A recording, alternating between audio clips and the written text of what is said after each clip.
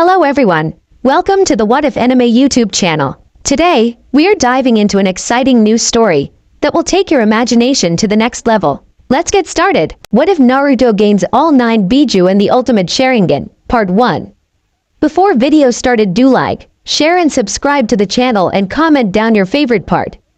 Hidden Akatsuki Base. The Cages and the Elemental Nations lost the fight against the fully revived Madara Uchiha, and now he and Sasuke were performing the ritual to seal the final Bijuu, Kyuubi, into the seal and revive the Jubi so Madara can become its host and rule the world. 9 ethereal dragons came out of the demon statue Geto Mazo and head for the unconscious form of Naruto Uzumaki Namikaze. When they wrap around the blonde's body, they form into an orb and Naruto floats into the air. Madara smirks behind his mask while Sasuke smiles evilly also. Soon I shall have the power of the Jubi and the world will be mine. Madara says, in the end Dobi, you have failed. Now the world belongs to the Uchiha clan like it should have in the beginning. The prick says and chuckles evilly. They started the process and the demon statue started to act up and tremble. The chakra coming out of the dragon turned white and started to reverse itself, shocking Madara and Sasuke. What's going on here? The founder of Konoha yelled while Sasuke kept looking at the scene in shock. Madara narrowed his Sharingan eye at the blonde and noticed a smirk was on his face. He then saw Naruto mouth a word with his lips and Madara's eyes widen in horror when he realized what he says. Fool. No, he couldn't have. Sasuke, stop the jutsu. He yelled out in fear while Sasuke looks at him like he's crazy. Why? We are close to obtaining the ultimate power, Madara, so why are you? He was cut off by his ancestor releasing a blast of murderous intent upon his only surviving relative. Don't be stupid. He's placed a powerful Fuinjutsu on himself that'll reverse the effects of the sealing. We must stop it, Madara declared until the reversal in the chakra started to move faster and faster until a black vortex formed around the seal on his stomach and the chakra of the other tailed 8 beasts started to get sucked into the vortex.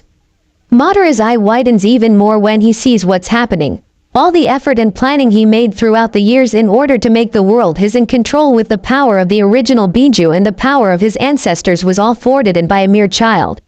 His eyes glowed in anger and rage and he grits his teeth in fury. No, my plans. That damned Uzumaki has ruined my plans. He yells out and tries to cancel the jutsu by forcing his chakra into the ritual, but it doesn't work and he curses. Sasuke, help me stop the jutsu. He yells out, getting a nod from the teenager. He adds his chakra to cancel the jutsu, but it fails and something else happens. He notices his hands fading away and being stretched and drawn to the vortex. The wind directing to the vortex grew stronger and Sasuke's eyes widen in horror as he is drawn into the seal. What's going on? I'm being drawn into the vortex. He says and tries to pull himself away using his chakra only to be drawn in faster.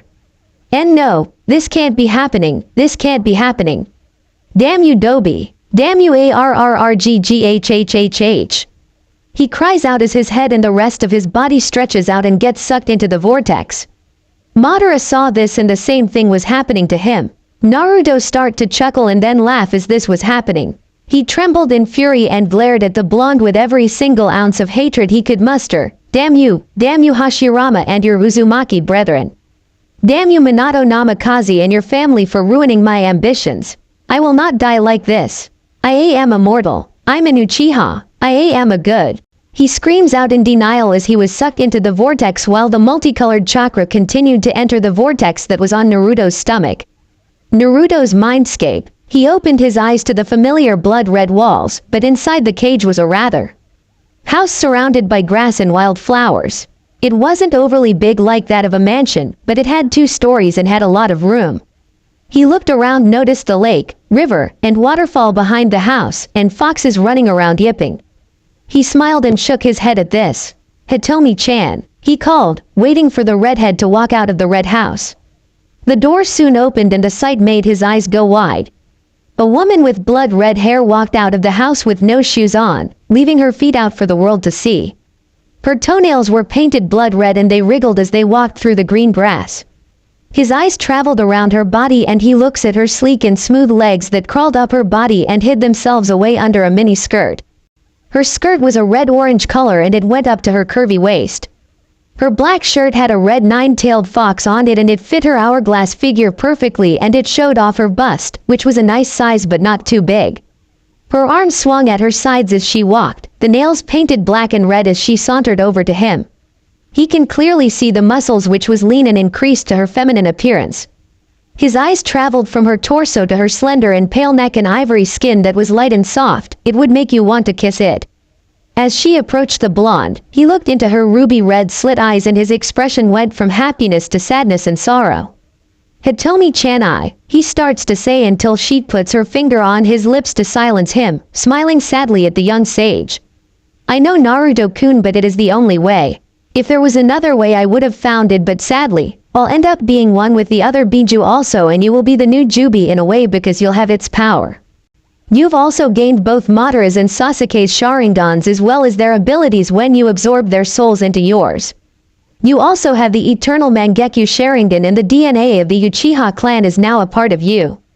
Once you absorb the other 8 and then me, I'll be no more. She finished and looks down at the ground and notices droplets falling on the ground. She looks up and sees Naruto's shoulders shaking and tears were falling from his face in anger and sorrow. It deeply hurt her to see her lover in such a state and that this has happened to him, but it had to be done, otherwise the world would have ended under the rule of Madara for all eternity. Damn it, this isn't fair. First my family, then my friends, my godfather and godmother, and now you. Why Kami? Why do you always take away those I love? He chokes out in sorrow. Hitomi pulls him into a hug while he sobbed into her shoulder and she rubbed his back and stroked his hair. I know Naruto-kun, I know. Life can be cruel to even those who don't deserve it. I'm sorry. I want you to know that I love you too. And she started to fade and Naruto's eyes widened in fear as he looked at her while more tears fell from his eyes. She smiled at him while tears also fell from her eyes also. Goodbye. She fades away into a shower of sparkles. Naruto falls to his knees as the house, forest and everything else fades away and he's left into a black void. Naruto looks at the darkness with his hair shadowing his eyes.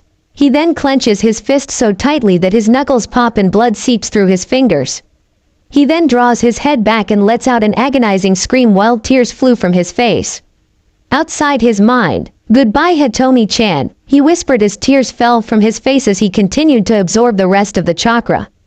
After that, the demon statue turned to sand and dissolved while Naruto fell to the ground and hit it with a thud. He then opens his cerulean slit blue eyes and looks up at the dark cave. He then slowly gets up but then feels a huge amount of pain in his eyes and clutches his face. He rolls over onto his knees and starts to shake while a black aura surrounds his body. It then goes from black to rainbow colored and it flares around the trembling cave.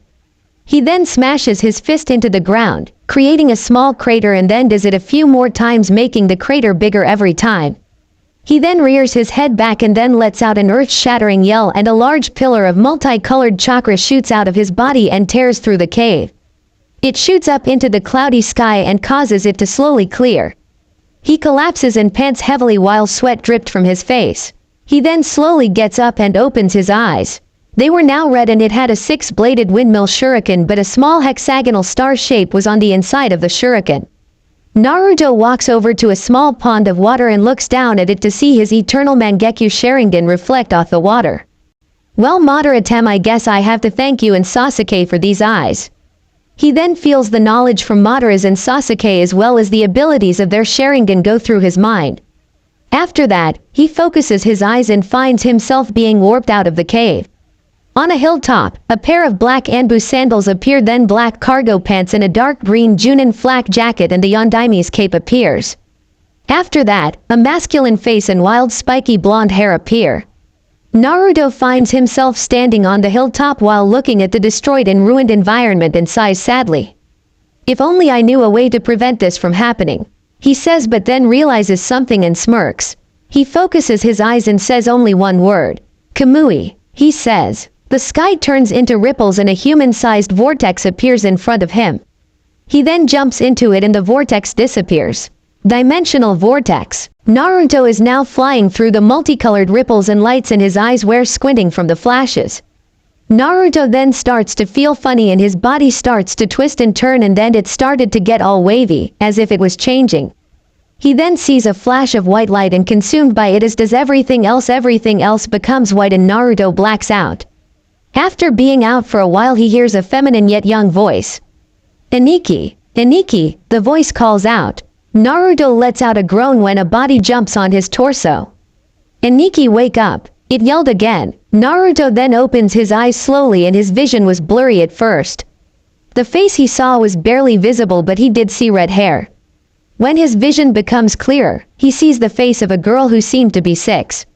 She had the same blue eyes as him but her hair was red and it stopped to her back. She was wearing a red shirt and black pants. Naruto blinks at her for a while. The redhead raises her brows. Aniki, she asks, and that's when Naruto screamed in her face and she jumps off his waist and falls off the bed hitting her head on the ground. Naruto jumps up and looks around frantically. Who? What? Where the heck am I? He yells out as he sees he's in a large room and not that filthy apartment. He then looks at his hands and gasps. He jumps off the bed and lands on the ground and runs to a mirror that was on a dresser. He looks at himself and his eyes nearly bulge out of his head. He was 6 years old again but this time he looked like his father. The redhead gets up rubbing her head in pain and glares at her brother. Aniki, what is your problem? Why did you do that? She demands. Naruto turns around and sees the redhead who was walking towards him. She then stops and crosses her arms while staring at her brother. Naruto again stares at her and points a finger at her. Who are you? He asks and the girl looks at him in shock. What do you mean, who am I? I'm your twin Shinku. She yelled at him while Naruto, jaw dropped. What? I have a sister. A twin sister. But how? He thought while Shinku just puffs her cheeks up at him. How could you forget that we're siblings, Yubaka? She wanted to know. Naruto stopped contemplating on this and decided to act differently now, so he rubbed the back of his head in embarrassment. Hey, sorry I didn't recognize you, Imoudo. I'm still waking up from my nap. He lied but was inwardly sweat dropping as Shinku gave him a look of suspicion but then shrugs. That was when they heard the door downstairs slam open and the two run down the hall and see Kushina walk in the house with a pissed off expression. She was wearing a red and black ninja outfit with a green John and flak jacket on. Her long red hair was tied into a ponytail and strapped to her back was her okatana. Naruto's eyes widen when he sees her mother and couldn't help but smile due to the fact that she was alive in this time. Shinku was the first to come downstairs with Naruto following her. Kushina removes her sword and sat down on a black couch rubbing the temples on her face. She then mumbles about those bastards on the council and Hiruzen not growing a backbone and deal with them. Ever since Minato died and Kushina became the head of the Namikaze and Uzumaki clan, the civilians and elder council have been demanding that she hand the boy over to be executed or turned into a weapon, but today they went too far. The elders and civilians were demanding that Kushina have her son and daughter become a breeding factory when they turn 15 so that the two clans can be revived, for the good of the village. And the moment they said that Kushina killed 4 of the civilians with her sword and after beating Danzo within an inch of his life, she ripped her headband off her head and threw it at Hiruzen, stating that she quit and she's retiring from the ranks and taking her children and everything Minato left to her and their children as well as everything her clan created out of the village. Hiruzen and the clan council tried to reason with her but she told them to piss off and left, but not before warning Sarutobi that if he even thought about stopping her, she'd reduce half of the ninja population. She then felt 2 tugs on her pant legs and saw Naruto and Shinku looking at her. She smiles at them and ruffles their heads. Ka-san, are you okay? Naruto asked his mother. She looks at them both and gave them each a warm and loving smile. Hey, you two, go to your rooms and go pack your things. We're leaving Konoha, she instructed, and Shinku's eyes widen as does Naruto's. Why, Ka-san? Naruto asks and Kushina sighs. Because you two are not safe here anymore, now go on. Your godfather will be here soon, she says, and they nod. Naruto was confused at first but then realized that this timeline was different from the original. So he and Shinku went upstairs to pack up their things. 3 hours later, the house was now empty and Kushina had 3 large scrolls on her back. One was black, the other was red, and the last one was blue. Naruto and Shinku were wearing the same thing and had their packs on their backs. Kushina then takes each of their hands, and when they exit out of the compound gates, a puff of smoke appears, and when it clears, Inu, Mukami, Habi, and Neko appeared in their Anbu masks. Kushina narrows her eyes and stares at them, reaching for her sword until Inu waves his hand in front of her. Wait, Kushina-sama, the Hokage didn't send us, he replies while the other three nod. Kushina stares at them for a moment and removes her hand from her sword, getting a sigh of relief from them. So why did you four come here? Kushina asks. Kakashi removes his Inu mask and speaks up.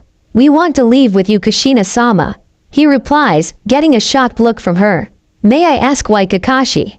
Kushina asks, and the copy nin sighs. Well, you see, Kushina, you and Minato-sensei were like a mother and father to me since my parents died, and I think of Naruto and Shinku as my Otudo and Imaudo.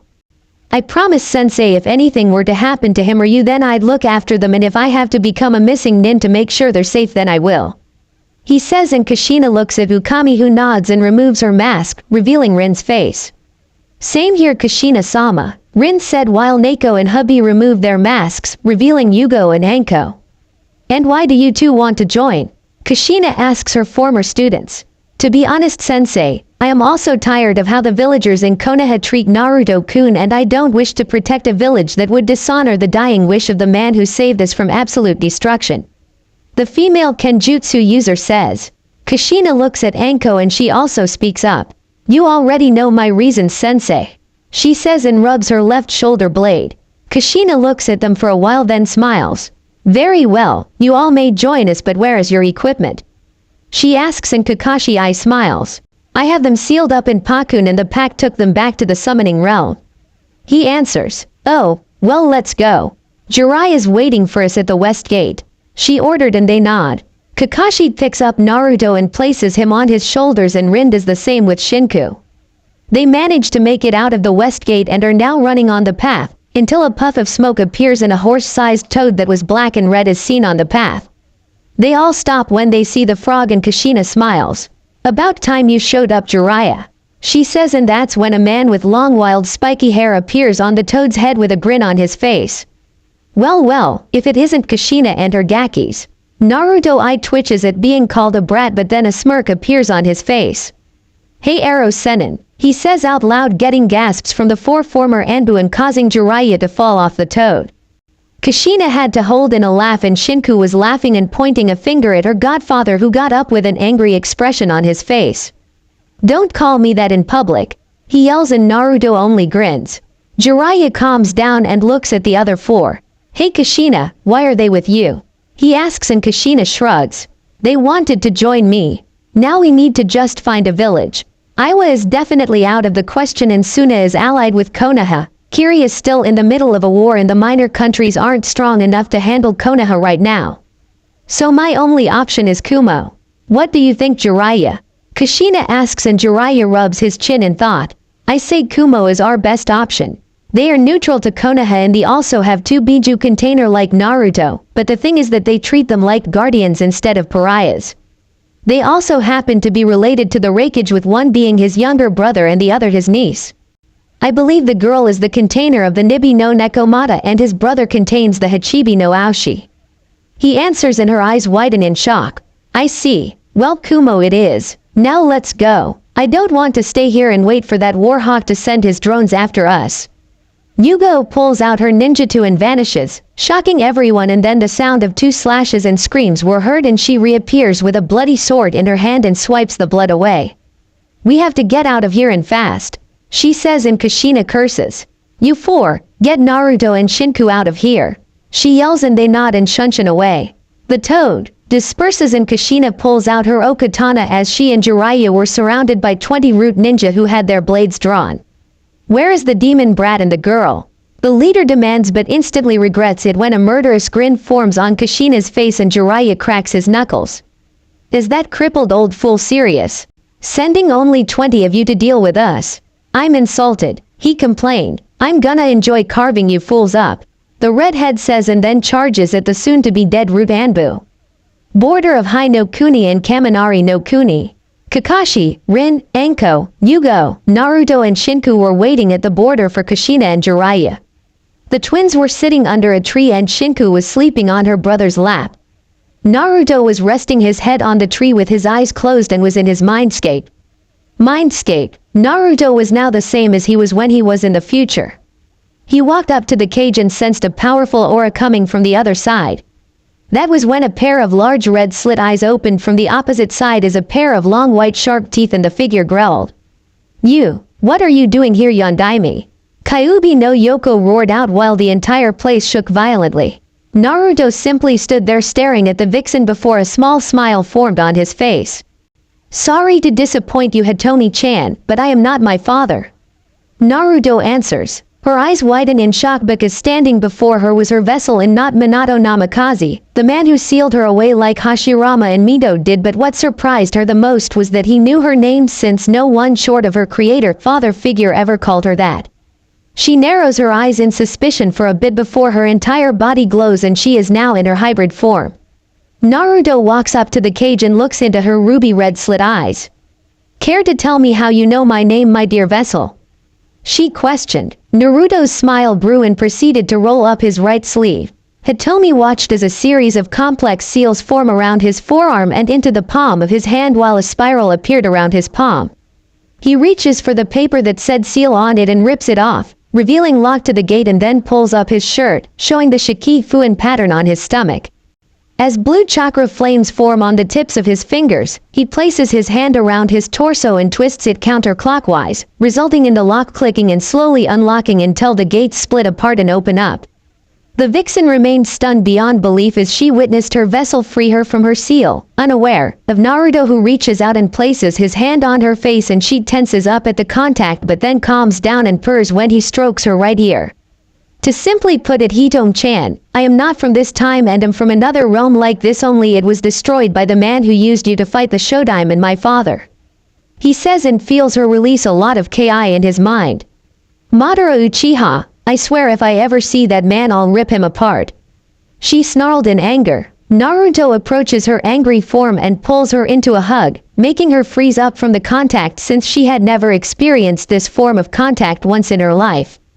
"What are you doing?" she questioned, startled at the physical contact only for Naruto to pull away and his gaze met hers. She was baffled by the amount of emotions she could see emitting from his eyes, ranging from happiness to regret and sorrow, and she wondered what it was about this that made her feel slightly warm.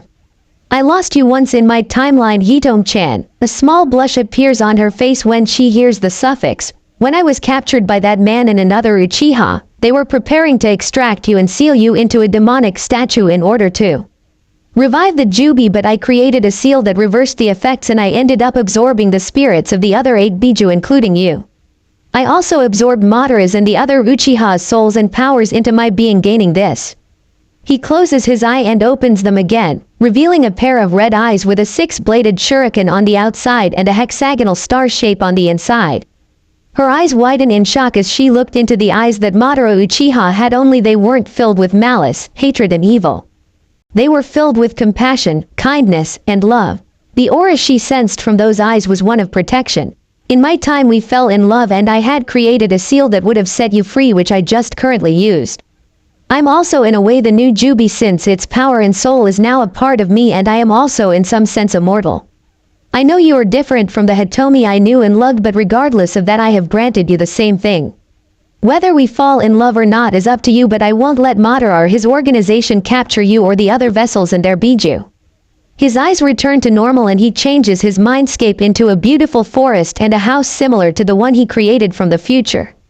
"I will protect you, Hitomi no Yoko, and I will kill Madara Uchiha," he swore. She just looks up at him for a while and then lets out a chuckle and she smiles. "This must have been the reason why my future self fell in love with you. You have the desire to protect everyone, even those who despise you for containing me. I'll hold you in regards of freeing me, kid, and when you do, well, I'll leave that to your imagination," she says in a sultry tone and kisses him on the lips, and he returns it. After that, they stop and Kyuubi give him a look of lust. "I can't wait till you free me, my future mate," she says, and then he vanishes from his mindscape.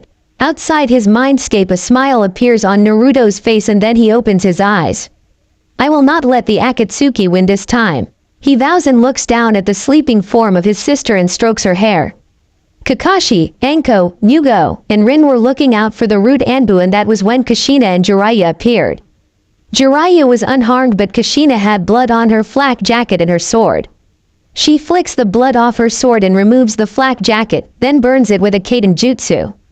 Naruto sees this and slowly gets up, putting Shinku on his back and carrying her piggyback style. He places his arms around her legs so that she doesn't fall off and walks towards his godfather and mother with his sleeping Imauto on his back. "Are you okay, Ka-san?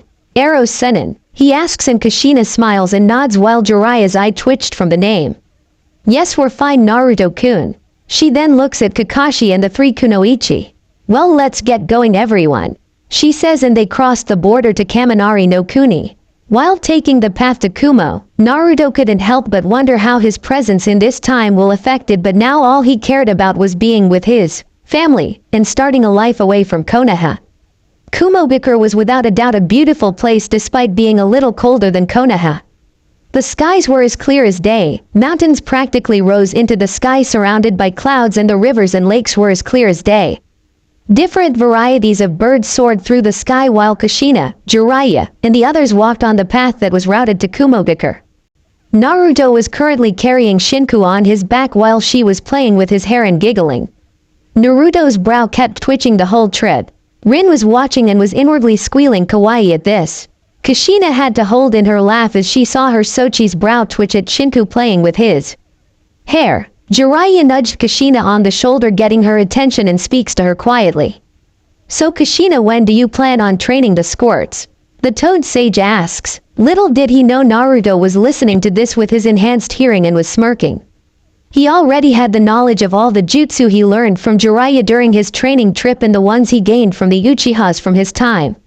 Once he's strong enough, he'll make sure that Madara, the Akatsuki, Orochimaru, Danzo, and everyone else who is a threat to him and his loved ones die and have a one-on-one meeting with the Shinigami before going to hell.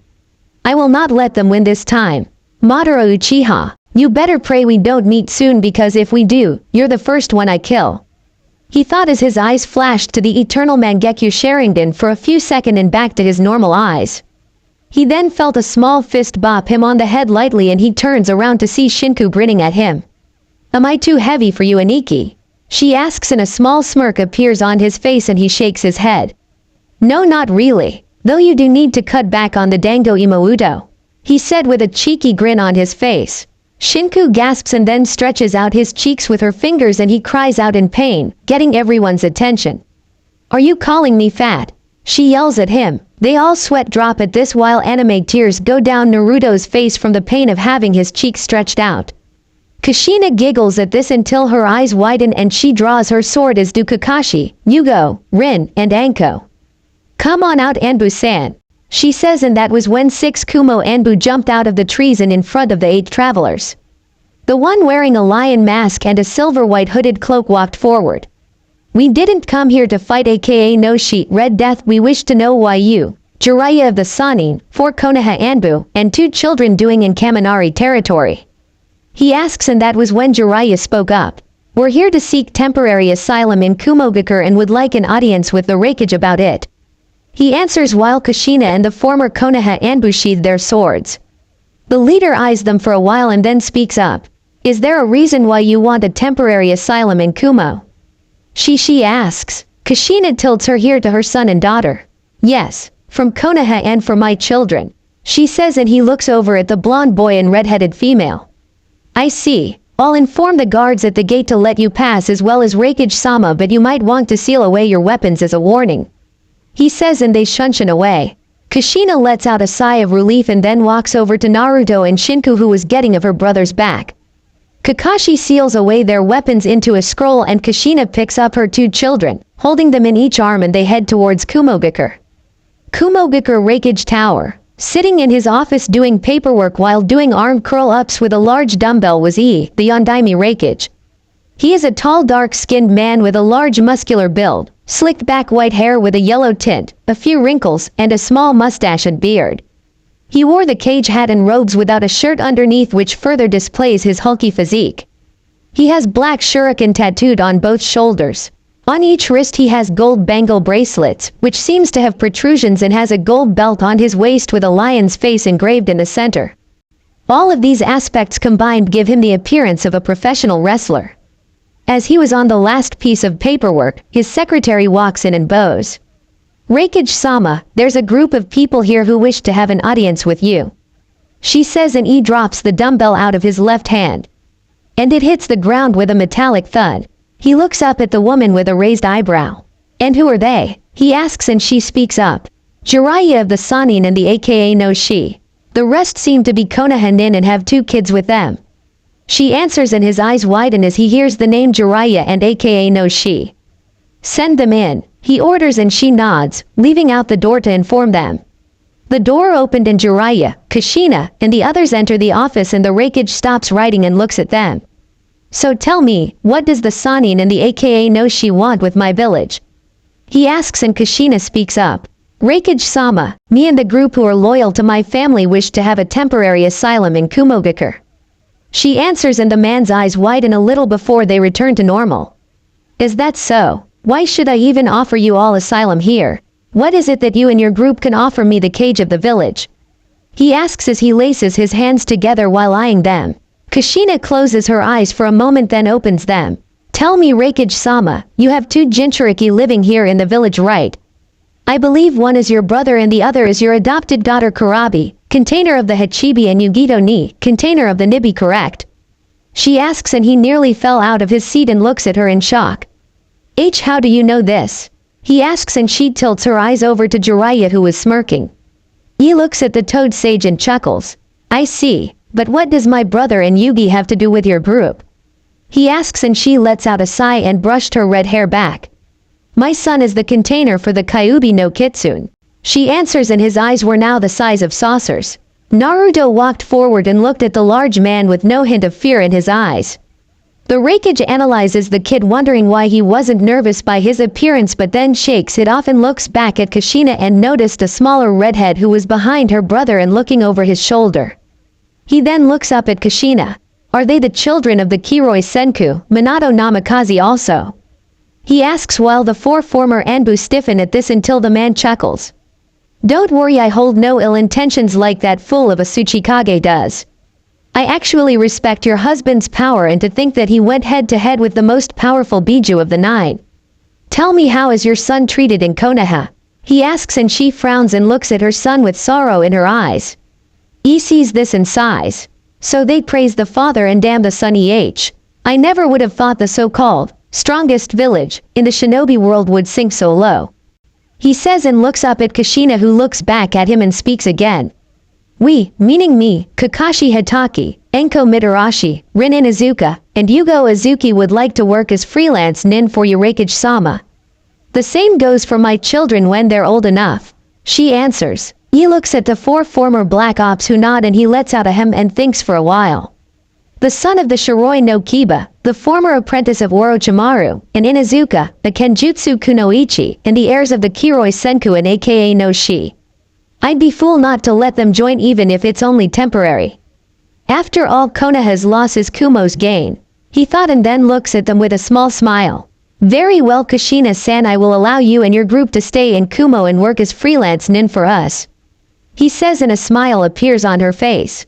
I only ask you of this. He says and she raises an eyebrow at him. And what would that be, Reikage-sama? She asks. I would like to train the boy personally and have my brother teach him how to use the power of the Bijuu he contains. He answers, getting a shocked look from her and the others. I'll consider your offer, but I want them to get the basics down first before they do any serious training. You understand my reasons, correct? She asks. He just laughs and waves at her. Yes, I do. Since you and your group want to work as freelance nin for my village, what mission ranks will you all accept? He asks. B, A, and S ranked missions that consist of espionage, tracking and assassination. Those are what we specialize in. Kushina answers and he nods. He was about to speak up until the door was kicked open and a man who looked like a younger version of he walked in. He was a 6'5" dark-skinned man with a muscular build as well as white hair and beard. On his right shoulder, he has a tattoo that says Tetsu Iron, and on his left cheek, he has a tattoo of a bull's horn.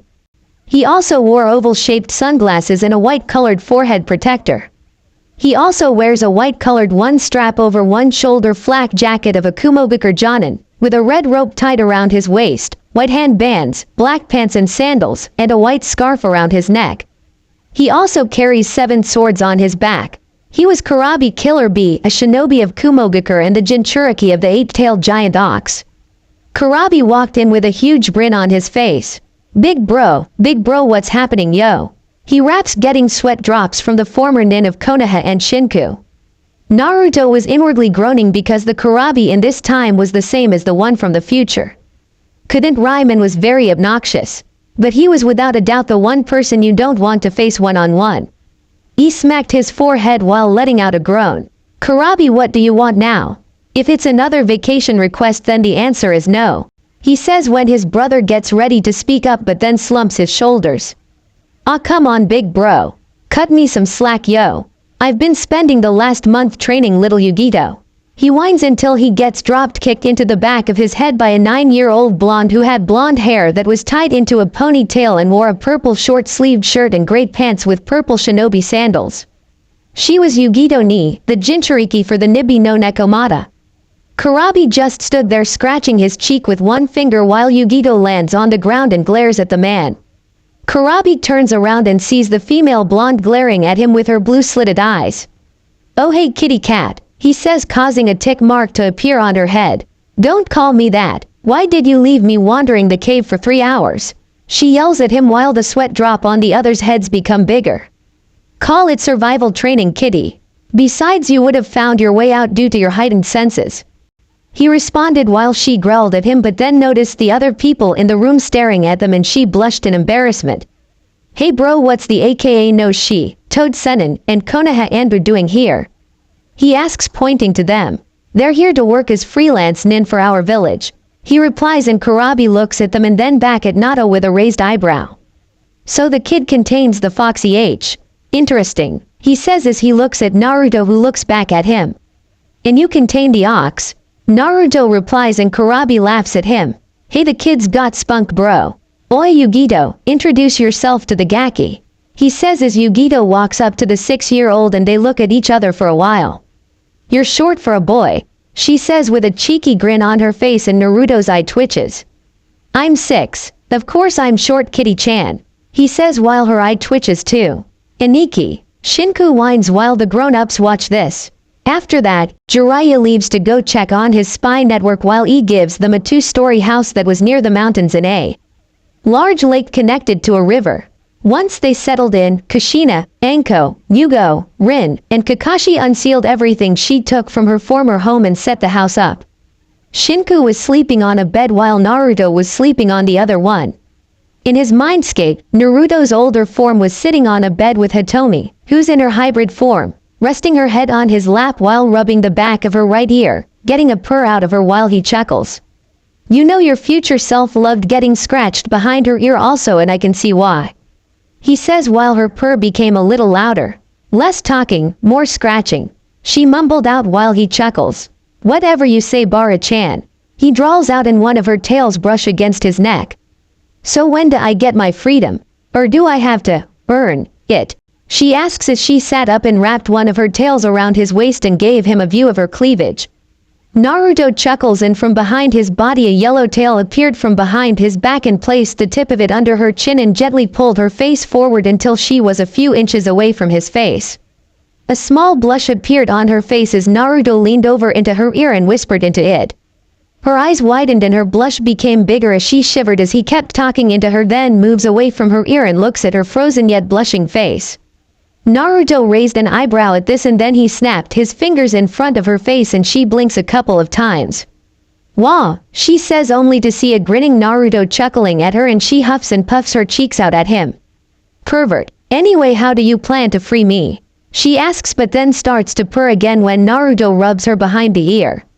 Simple, he says with a grin on his face and then he places his index and middle finger on the collared seal on her neck and removes his other hand from behind her ear.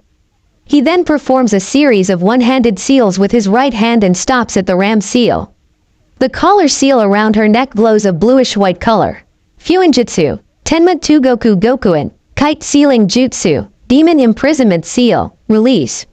He mutters out and the seal suddenly vanishes and a bead of sweat drops from his brow.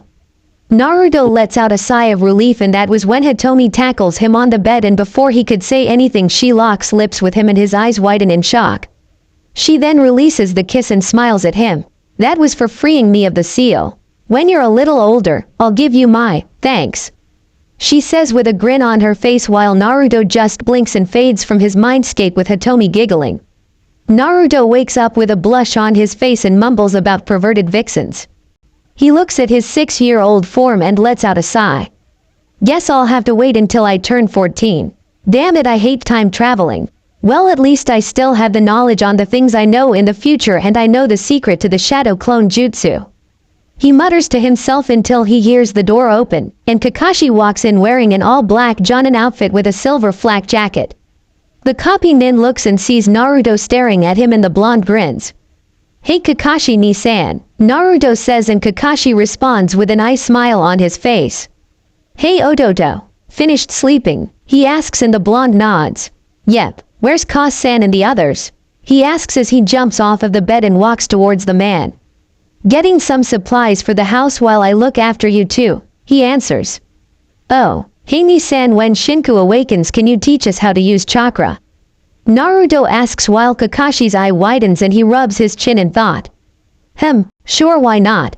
We'll wait for Shinku to wake up before we start, he says, and Naruto nods. 30 minutes later, Shinku wakes up and jumps out of the bed while rubbing her right eye. She walks out of the room to see Kakashi reading an orange book while her brother was twirling a fake shuriken on his finger. Kakashi looks up from his book and sees the redhead walking towards him. Hey Shinku-chan, did you have a nice nap? Kakashi asks and she nods. Guess what? I'm gonna be teaching you and your brother some of the basics of being a shinobi and how to use chakra, he said, getting a shocked look from the chibi redhead. Shinku then squealed and blomped Kakashi's leg. Kakashi chuckles at this and pats her on the head when she lets go. Come on you three, let's head outside, he said and motioned them to follow him, and they did. Kushina, Rin, Enko and Yugo were heading back to the house while carrying bags of groceries. They managed to make it back to the house and entered the front door. When they walked into the kitchen, they realized that Kakashi, Naruto, and Shinku were not in the house, so they ran around back to see Kakashi showing them a series of hand seals. Shinku was blinking and tried to mimic Kakashi's hand motions. She messes up on the boar sign, but surprisingly Naruto was able to get them all down, and then he starts to increase the pace a little after he gets all 12 down. Shinku pouts at this and Naruto looks over at her and tries to hold in a laugh, as does Kakashi, but she glares at Kakashi, who looks the other way. Naruto then sits in front of Shinku. Here Imouto, I'll help you with the seals, he says, and Naruto shows her the seals in a slow pace and she does the same. Kakashi watches the siblings work on the hand seals, and when Shinku manages to get them all down without messing up, she cheers and hugs her Aniki, who is turning blue. Kakashi was chuckling at the sight, as was the four kunoichi. Ahem. Kushina coughs out loud, getting Kakashi's and the twins' attention. Kakashi rubs the back his neck nervously. Oh hey Kushina-san, I was just teaching the kids some shinobi basics and hand seals. I hope you don't mind, he said, praying that she wouldn't hurt him, but all she did was shrug and smile. It's okay Kakashi, as long as you don't teach them anything dangerous. Otherwise I'd have to end your life as a male, she says while the Cyclops pales and starts to sweat bullets.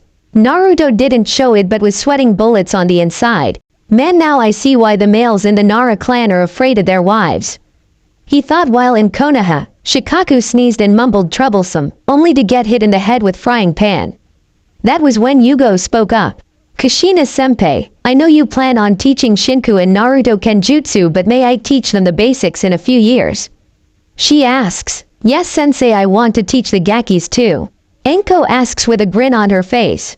Me too, Rin cries out. They then appear in front of Kushina using the puppy-eyed jutsu. The redhead sweat drops and lets out a sigh. Fine, you can train them, she answers while they squeal and do a group hug with Kushina, who was in the middle and turning blue. See, can't breathe, she squeaked out while her children laughed at her predicament. 8 years later, when Naruto and Shinku turned 7, Kakashi taught them how to throw kunai and shuriken and chakra control, like the tree climbing exercise and water walking. He also taught them how to compress their chakra and become undetected. When they turned 8, Enko and Yugao started to teach them the academic jutsu, as well as how to set traps and some survival skills like hunting. Yugo then taught them the basics for Kenjutsu, and amazingly, they both were well adapted to it.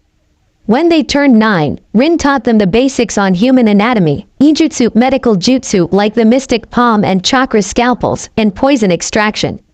She also taught them how to use Senbon to attack certain parts of the human body as well as how to treat injuries. When they turned 10, Kakashi decided to check them for their elemental affinity. Shockingly, Shinku had 3 and they were wind, water, and fire. Naruto, to everyone's shock, had 4 affinities. They were wind, water, lightning, and fire. Kushina knew mostly wind and water jutsu, so she taught them both a few D and C ranked jutsu for said elements. Kakashi taught Naruto some low-level lightning and fire jutsu while Yugo and Anko taught Shinku some fire jutsu they knew. The 2 siblings also met Karui, Samui, and Omoi, who were genin and being trained by Kurabi.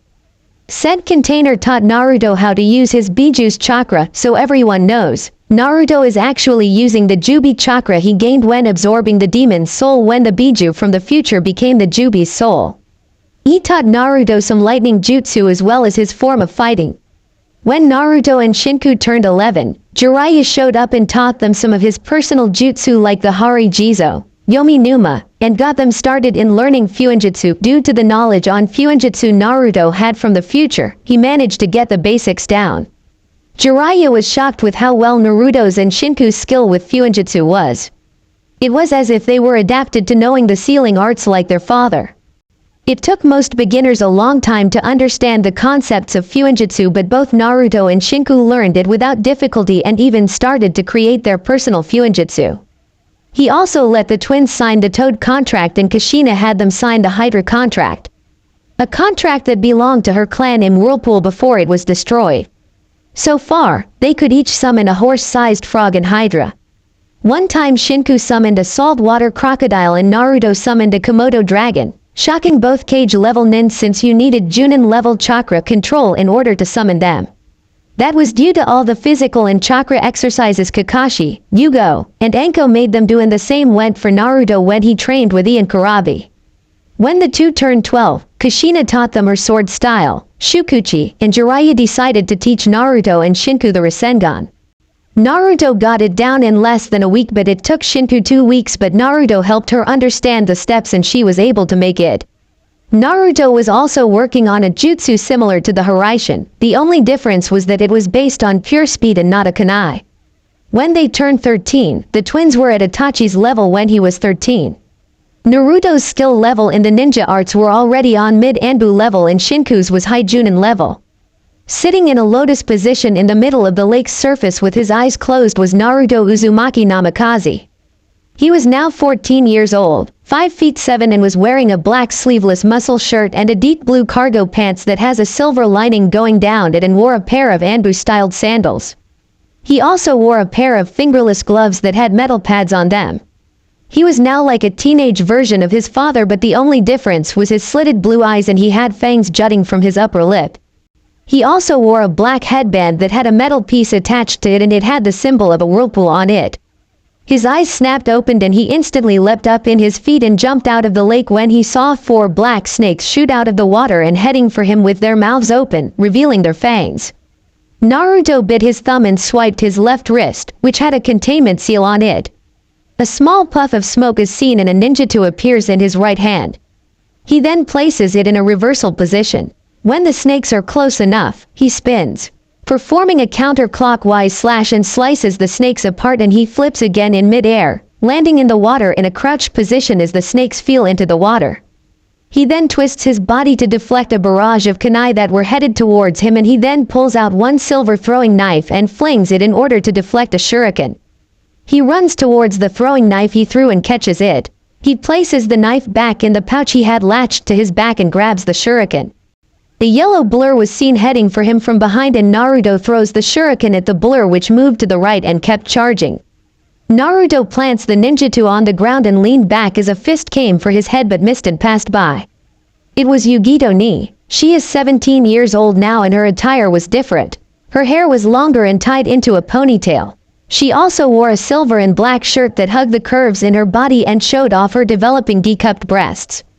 She wore a pair of tight black pants with purple sandals and wore fingerless gloves. On her head was a Kumo headband. Ever since Naruto started to train with Kurabi, the two started off as friends, but when Yugito got older she'd tease him about checking her out when he thinks she isn't looking, and Naruto just flirted back, calling her Kitty-chan, which ticks her off a lot even though she contained the nibby. What was even better was that he, Shinku, and Yugito always pulled pranks on the Raikager in the village just to liven the place up. Even though Naruto was a lot more serious than he was in his time, he was still a prankster at heart, with Jiraiya and Kakashi being the main victims of his pranks. Naruto then grabs her outstretched hand, shocking her, and twists his body around and behind her and presses her arm behind her back. He then wraps his other arm around her neck and applies pressure to it, getting a gurgle from the blonde. He then smells her hair while she struggles in his grip, only to wince when he squeezes her wrist tighter. "Guava berry Yugi-chan?" he asks. Yugito smirks too, and then she pushes backward, adding her weight to his, and they both hit the ground. This causes Naruto to let out a grunt and loosening his grip on her. Yugito flips backwards and lands on her feet. Naruto flips back on his feet, and with a tug of his finger, the ninjutsu is back in his hand and he twirls it for a while before charging at Yugito with his sword poised in a stabbing position. Yugito reaches in the back of her two pouches and pulls out a pair of gauntlets that have 3 jagged claws attached to them. She charges at him too, and both swing their weapons at each other. Clang! The blades clashed and grinded against one another, sending sparks everywhere. Yugito smirks and then swings her left clawed hand at the blonde. Naruto sees this and then jumps over the attack and uses her arm as a spring and kicks her in the back while landing on the other side. A redhead who was wearing a black and red outfit like her mother and seemed to be the same age as Naruto appears behind him and goes for a roundhouse kick. Naruto ducks and does a sweep kick at her other leg, and it makes contact, causing her to fall towards the ground, but she plants her arm on the ground and then twirls in midair, landing back on her feet. Yugito charges at Naruto again and swings her clawed arms at the blonde, who sidesteps her, and she then sends a kick to his head. Naruto blocks it with his left arm, and Shinku, who had a kodachi with a black hilt with red diamonds on it, out and does a horizontal slash at his back. When she slashes him across the back, he disappears in a puff of smoke and replaces himself with a log, shocking both girls. Said blonde grabs Shinku by the back of her jacket and swings her around violently and slams her into the ground, getting a grunt from the girl, and then palm strikes Yugito in the stomach, getting an "oomph" from the girl, who is sent skidding backwards. Naruto then pulls out 3 kunai and throws them at Shinku, whose eyes widen in horror, and she leaps off the ground while the weapons hit the ground. She then feels a tug on her heel, and the next thing she knew, she was caught in a net and started to struggle. Naruto grins at this. "One down," he says, and dodges to the side when a beam of yellow lightning misses him but scorches his cheek a little. Yugito appears behind him with a kunai near his throat, and she smiles. Naruto frowns at this, but Yugito grins. "Gotcha, Foxy-kun," she says, only for her eyes to widen when Naruto dissolves into water and feels one arm wrap around her waist and the blade of a throwing knife near her neck. "No, Kitty-chan, I have you," he says as he holds her even closer, getting a small blush from the older blonde. "Oi, Aniki, get me out of this net," Shinku calls out. Naruto points the blade he had at Yugi's neck towards the rope Shinku was ensnared in. He throws it with a flick of his wrist, and it cuts one of the lines, resulting in the redhead falling out of the net and landing on her feet. Naruto then wraps both hands around Yugito's waist and rests his head on her shoulder, making the girls blush even more. Shinku walks towards the two blondes and sighs. "We almost had you that time, Aniki," she says, sheathing her sword and placing her hands on her hips. Naruto chuckles and says, "Almost doesn't count, Imouto," he replies while she hmphs. "Whatever, I'm going home to get something to eat. You two coming, or are you gonna stay there holding Yugito?" she asks while Naruto smirks. "Yep," he says, and Yugi's eyes widen. Shinku shrugs at his answer. "Okay, bye then," she says, and disappears into a swirl of water. The blush Yugito's face remained there while keeps his head on her shoulder. Yugito lets out a sigh as he sits down with her in his arms. "You came close to catching me again, Yugito-chan. Then again, you are the youngest Junin in the village," he says while she chuckles. "True, but why can't I catch you?" she asks. "Because Yugi, foxes are tricksters," he says, and kisses her cheek. Yugi lets out a small grunt and places her arms over his while lying back on his chest. A smile then appears on her face. I bet you Samui is complaining about her neck and back hurting and wants you to give her a massage. She says while Naruto laughs. Probably so. Why do you want one? He asks and she shakes her head. Nope, I'm fine, she says. You're lying, kitten. You want him to give you one of those heavenly massages. Or did you forget that I can hear your thoughts? Nibby asks her now blushing vessel. Shish, shut up, Nibby. She screams into her mind while the two-tailed cat giggles. It's not my fault you want the blonde fox. What's this? An image of Naruto-kun stripping you down to your underwear and taking you as one of his. Shut up. And stop looking at my private thoughts. She roared at the now meowing demon cat. Naruto saw how red her face was and speaks up. Is Nibby telling you to get in my pants again? Naruto asks, getting a nod from the blonde female, and he lets out a laugh. Tempting, aren't I? He asks her and she scoffs and caresses his right cheek, making Naruto purr a little. He grabs her hand. Please don't do that, Yugi, he says while she smirks. Naruto then tickles her sides and she giggles. Okay, I'm sorry, she says, and he stops. He then lets go of her while getting up and helps her up. Well, I have to go, Naruto-kun. Maybe next time we can do more than cuddle, she says and poses for the blonde. Naruto chuckles and then kisses her on the lips, while she returns it. After that she shunshuns away and Naruto vanishes in a swirl of white fire. Namikaze compound. Naruto appeared in the house and saw Kakashi, who was sitting on the couch watching an action movie on the flat screen TV with his arm wrapped around Rin, who was sleeping on his chest. Shinku was in the kitchen eating an apple. He walked upstairs and then went into his room.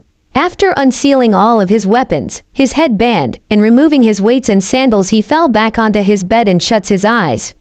He then feels an odd weight on top of him, and when he opens his eyes, he sees a pair of red slitted ones staring at him and grinning.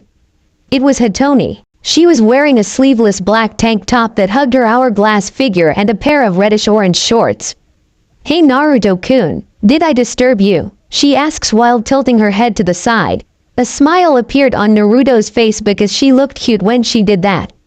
No, not really. So what do you want? He asks her and a pout appears on her face. I want to snuggle. Being in that mansion inside your mindscape is boring and I have no one to scratch my ears or pet my tails. Please, I'm lonely, she pleads and pulls the puppy eyes jutsu. Naruto snickers and nods, getting a fox-like grin from Hitomi. Yay, I get to cuddle with my Foxy-kun, she says and wraps her arms around his waist and rests her head on his chest. Naruto wraps an arm around her and scratches her behind her ear, getting a purr from Hitomi, who then moves her head near the crook of his neck. Naruto then closes his eyes and falls asleep.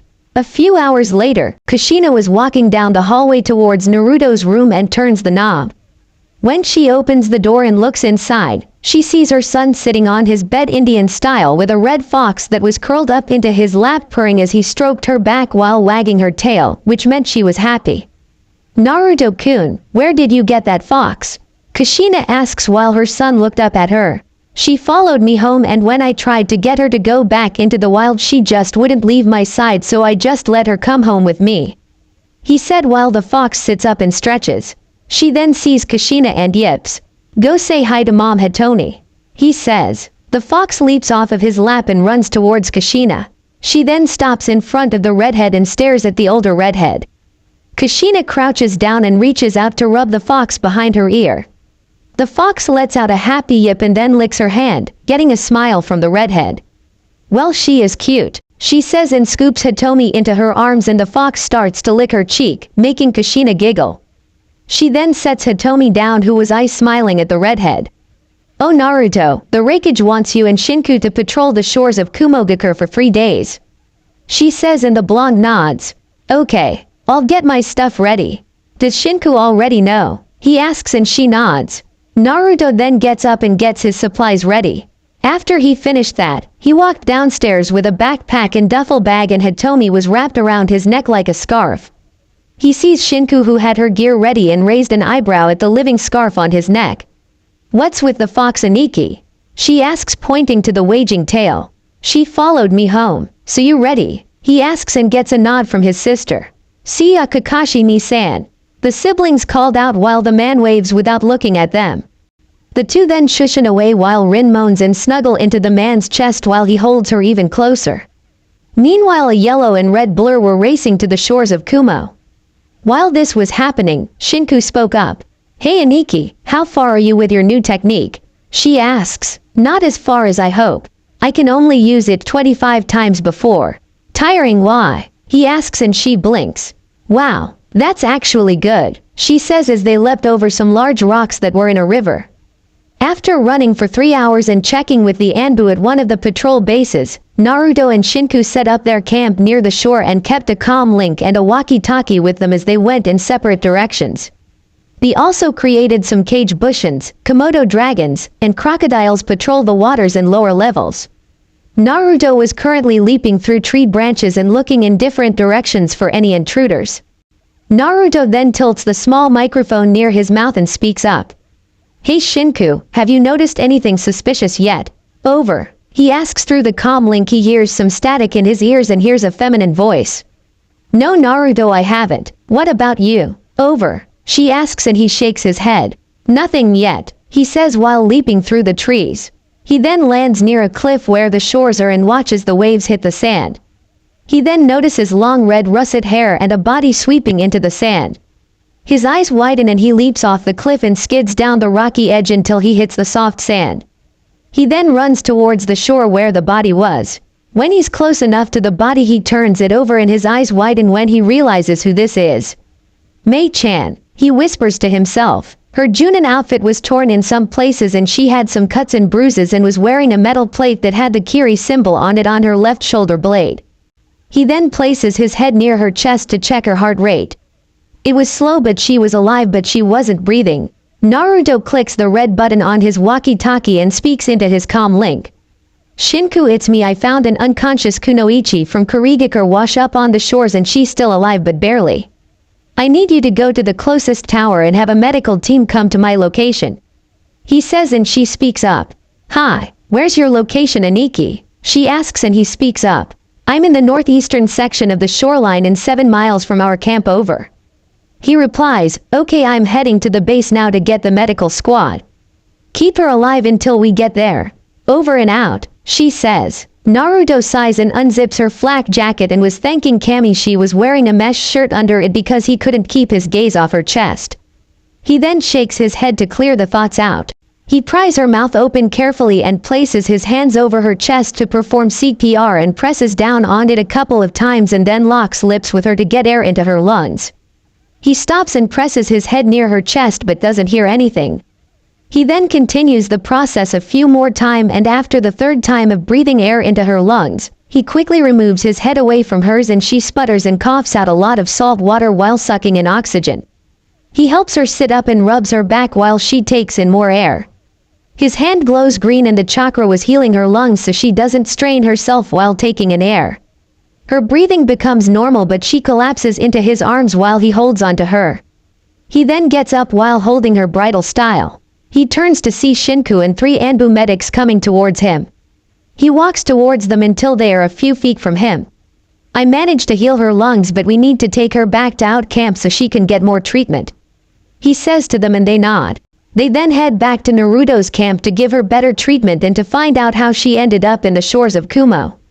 Campsite. The Anbu medics managed to treat Mei's injuries and left her with Naruto and Shinku because Naruto stated that he would take full responsibility for her. Shinku left to finish her shift patrolling the shoreline while Naruto stayed in the tent to watch over her while she was out. Kiri must still be in a civil war with the Yondaime Mizukage.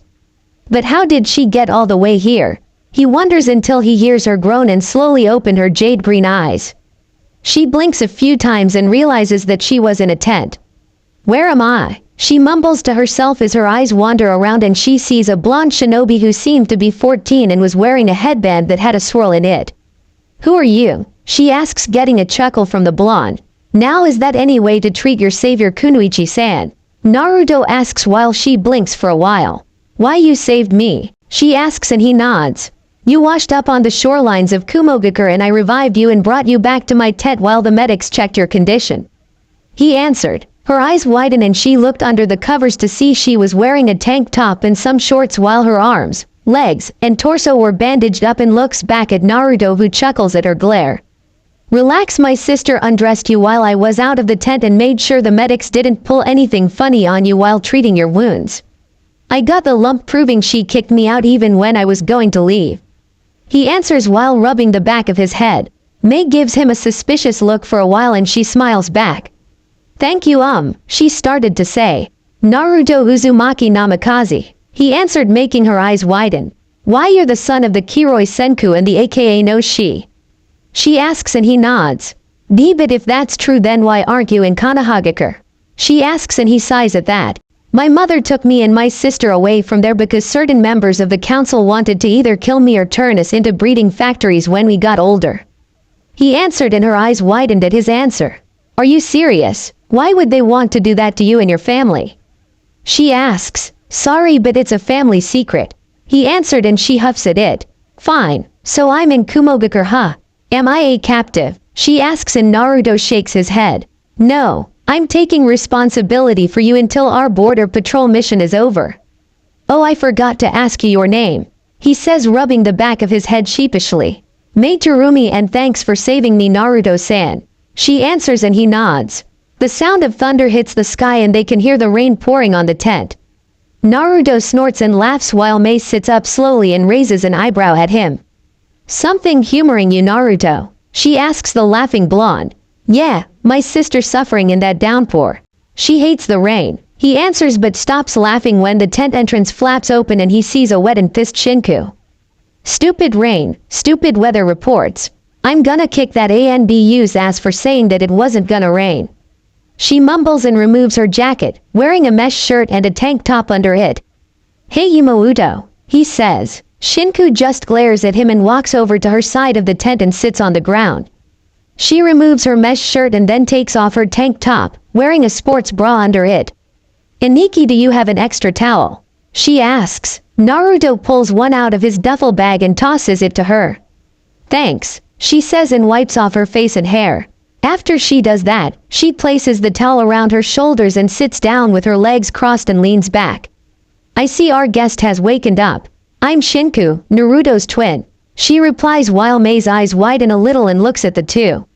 I'm Mei Terumi and thanks for rescuing me. She says and Shinku smiles. You're welcome. Mei then looks back at her and Naruto, whose jacket was now off, revealing a black sleeveless muscle shirt. Mei had to avert her eyes somewhere and hold down the blush that was rising and then she asks a question. You two share a tent? She asks. They blink and look at each other then look back at her. Yes we do. Why? Shinku asks. Don't get me wrong, I know you two are siblings, but do you change in the same tent?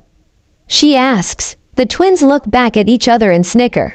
Yeah we do, and it doesn't bother us, I mean we used to share and change in the same room when we were little. Naruto says. Mei's eyes bulge out of her head as she looks at them. What? But doesn't it embarrass you when you change in front of the opposite sex? She asks and they shook their heads. No, not really. They both answer with smiles on their faces. Wow, you're kind of odd for gender twins. She says, and that was when her stomach growled. The twins laugh lightly while she blushes. Naruto walks over to a cooler and pulls out a canteen that is filled with sliced fruit and hands it to Mei, who takes it and opens the lid, pulling out an apple slice. Thank you, she says and bites down onto the apple slice. You're welcome, he says while she takes out another and eats it. While Mei was eating the fruit out of the canteen, Naruto decided to speak up. So Mei-san, how is it that you ended up getting washed up in Kumo's shoreline? He asks her. Mei finishes the fruit and then sighs.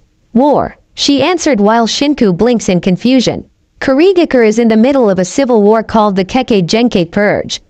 It was ordered by our current Mizukage, who believes that bloodlines are the reasons why we have wars and want to get rid of them by purifying our village. She answered, making their eyes widen at that. That's terrible. He's killing those that possess bloodlines just because he believes they're responsible for the wars that have been happening. That's sick and unfair to those who are innocent. She says, and Naruto sighs. That's just how the ninja world is, sis. Naruto says, and she looks at the ground.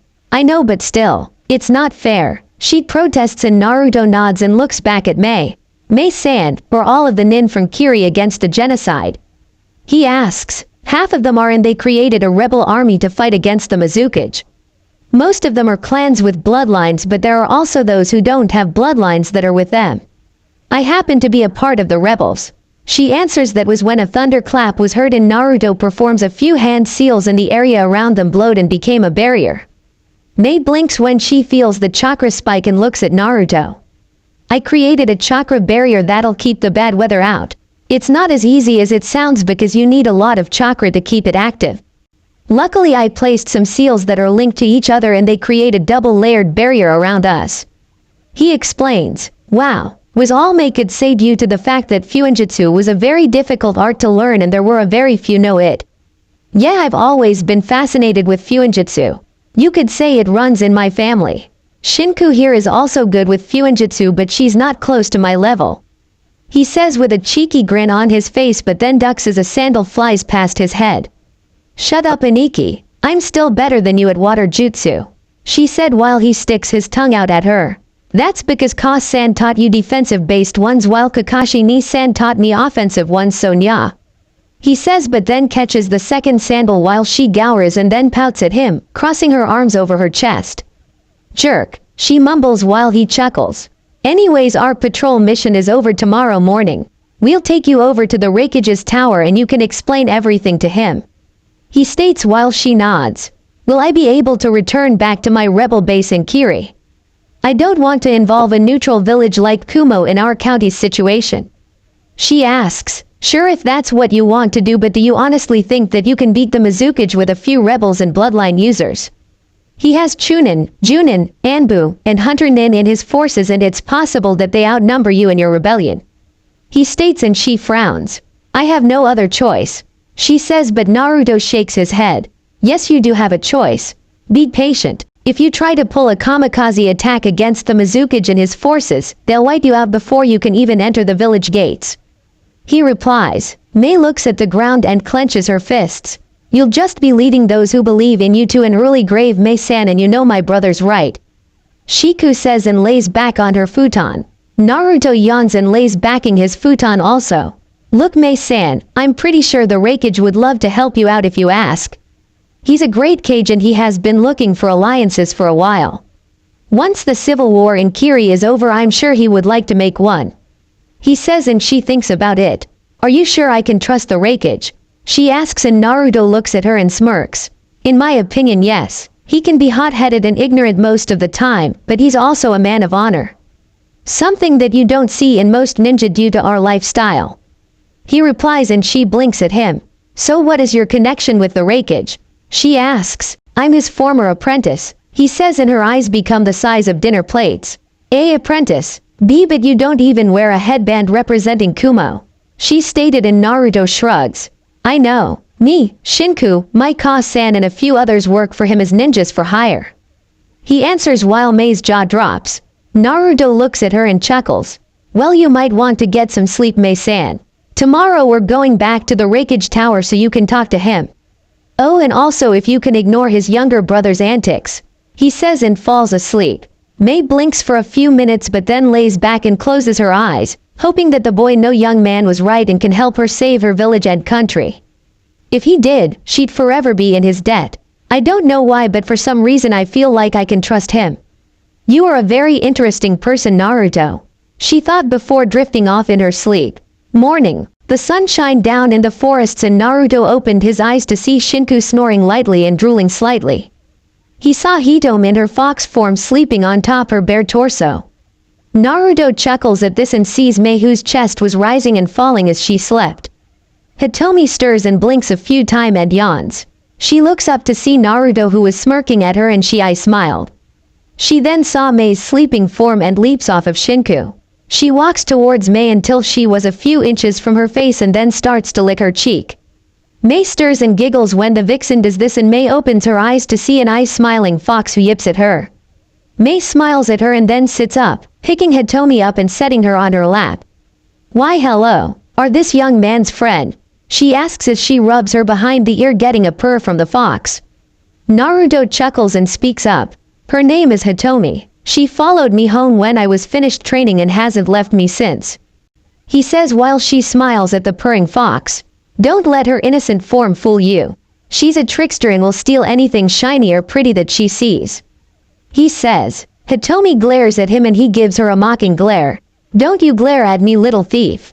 He wags his finger in front of her and she does the puppy eye look. Ah, kawaii, Mei says as Hitomi looks up at her and yips. What's that? He's a meanie and doesn't give you any attention, she says and the vixen nods. You poor thing. Naruto, how could you be so mean to something so cute? Mei asks as she held Hitomi in front of him and she grins at the blonde whose brow was twitching in size. He then takes Hitomi from a pouting Mei and places the yipping fox on his shoulder. Come on, you sly vixen. We're gonna go catch some food. If you behave, I'll catch you a rabbit, he says, and her eyes now had stars in them. Naruto pulls his sandals on and he shunshuns out of the tent. Shinku then wakes up and stretches. She looks around the tent only to see Mei. Good morning, Mei-san. Where's Naruto and Hitomi? She asks. They went to get some breakfast for us. Do you happen to have any clothes I can wear? She asks and Shinku nods.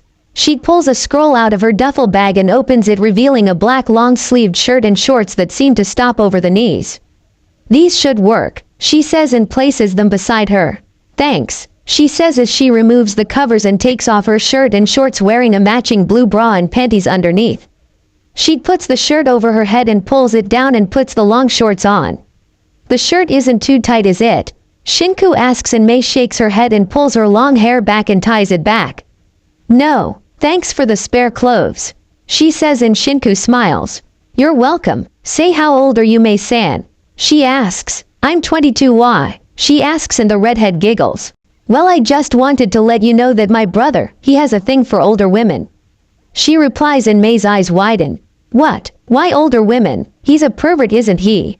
She asks as she narrows her eyes and her brow twitches. Haha, no, he's not a pervert. Naruto is a decent guy and he respects women, well, not shallow and snobbish ones. He stays away from them. The reason he like older women is because they are more mature than the ones that are his age. Shinku explained and Mei blinks at her. Oh, he likes older women because they're more mature. But he's what, 14, 15? She asks and Shinku nods. Yeah, we are both 14 and turn 15 next year. So do you have a boyfriend? Mei asks. Shinku rubs the back of her head and blushes. Me? No, mostly because my brother is very overprotective of me and the last boy who made a pass and tried to grope me ended up with all 4 of his limbs broken and being sterile for the rest of his life. She says with a grin on her face. Mei's eyes were now the size of dinner plates and she gawks at him. Wow, you're really lucky to have a brother like him, she says and Shinku nods.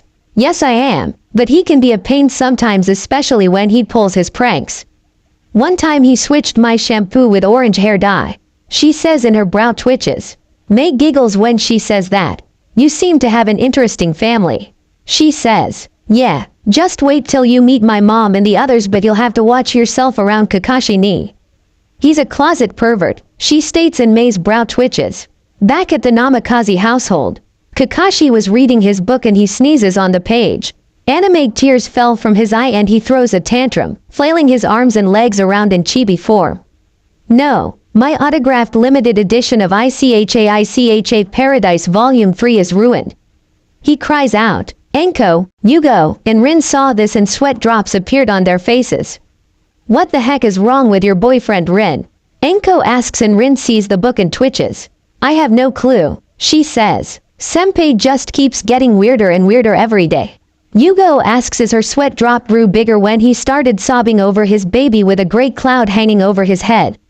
That was when Kushina walked in. Hey Mina, I'm Ba. Hey, what is wrong with Kakashi? Why is he mourning over your sentence?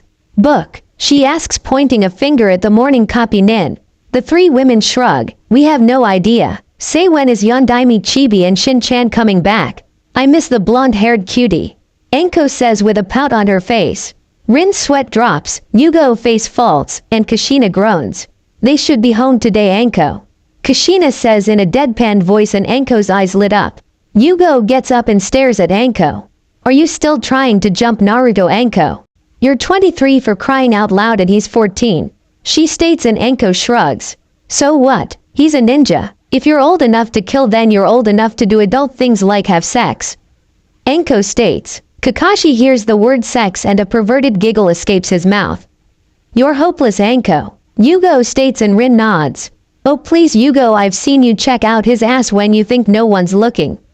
Anko says with a smirk on her face. Rin looks at her in shock as does Kushina and Kakashi.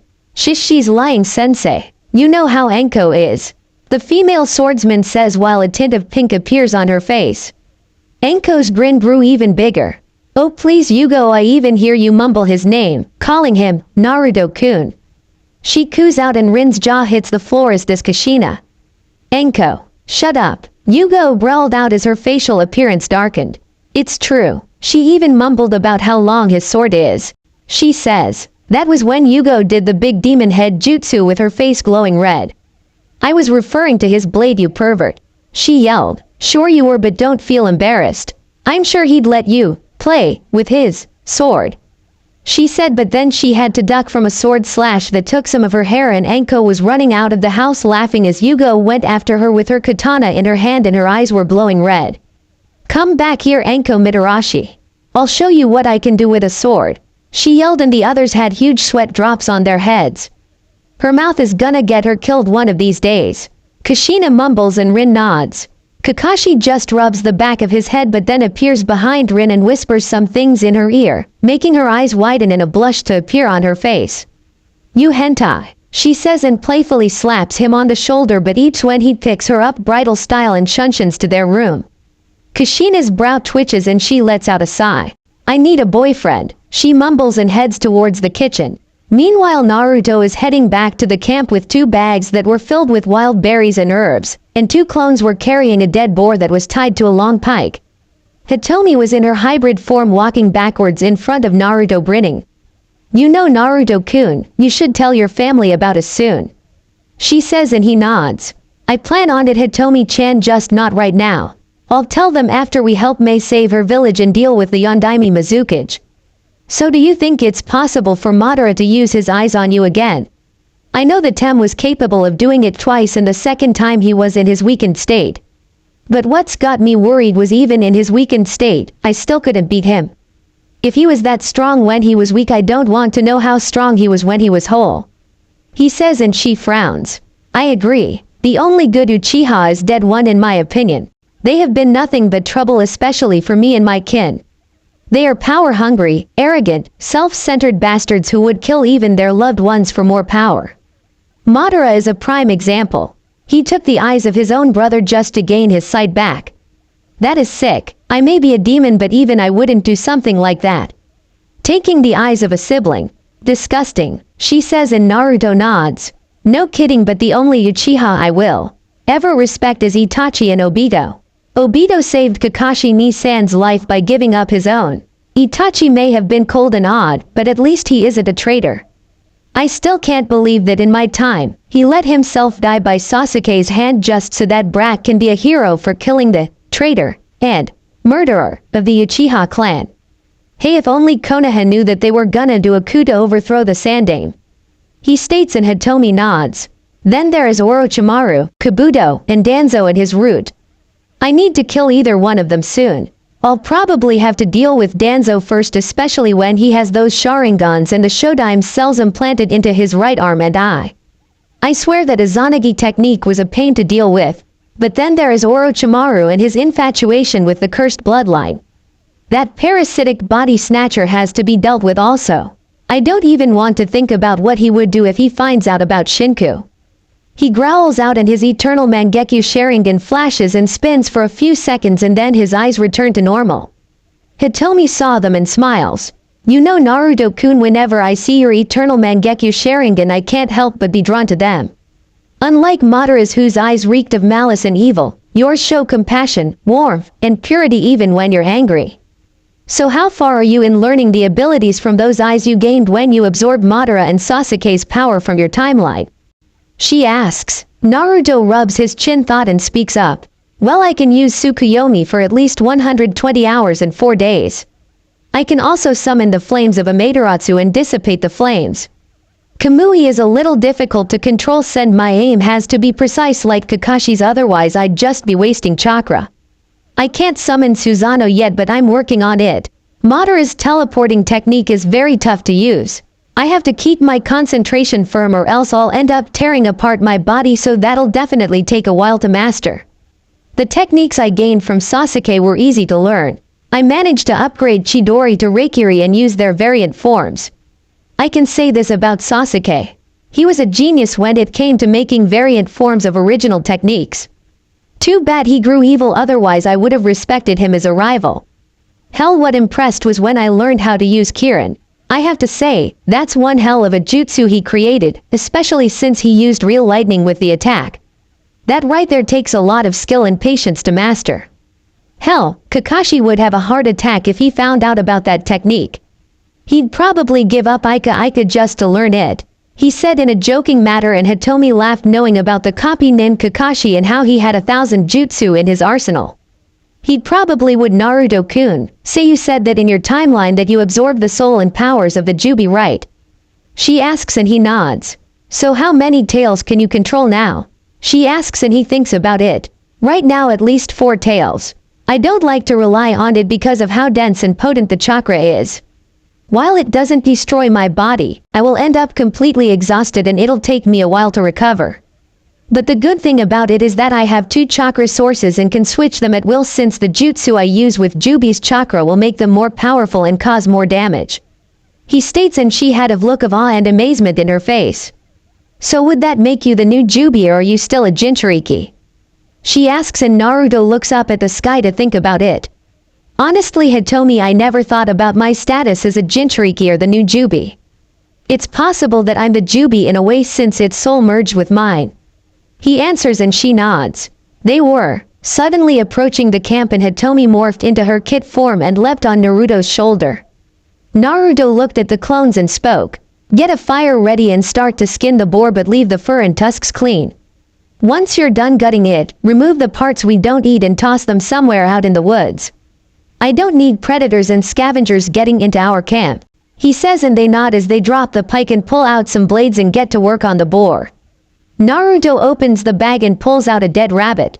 Here, Hitomi, he says. She yips and grabs the rabbit, running off with it into the forest so that she can eat it in peace. Naruto chuckles at this and walks into the tent with the bag of fruit. Hey you guys, I'm back, he says as he places the bag of food down. Is that all you got, Aniki? Shinku asks, and Naruto shakes his head. No, I have some clones outside skinning and disemboweling a boar outside, he says as Shinku grabs the bag and pulls out 2 apples and a mango. Who wants the mango? Shinku asks. Naruto holds his hand out and she tosses it to him. Naruto grabs it while she hands the second apple to Mei. Shinku's cheeks bulge and she sprays water onto the apple. Mei does the same while Naruto peels the skin off the mango and sprays it off with a water jutsu. After that they start to eat the fruit until Naruto speaks up. Hey Yumauto. Yeah, she replies as she bites into the apple.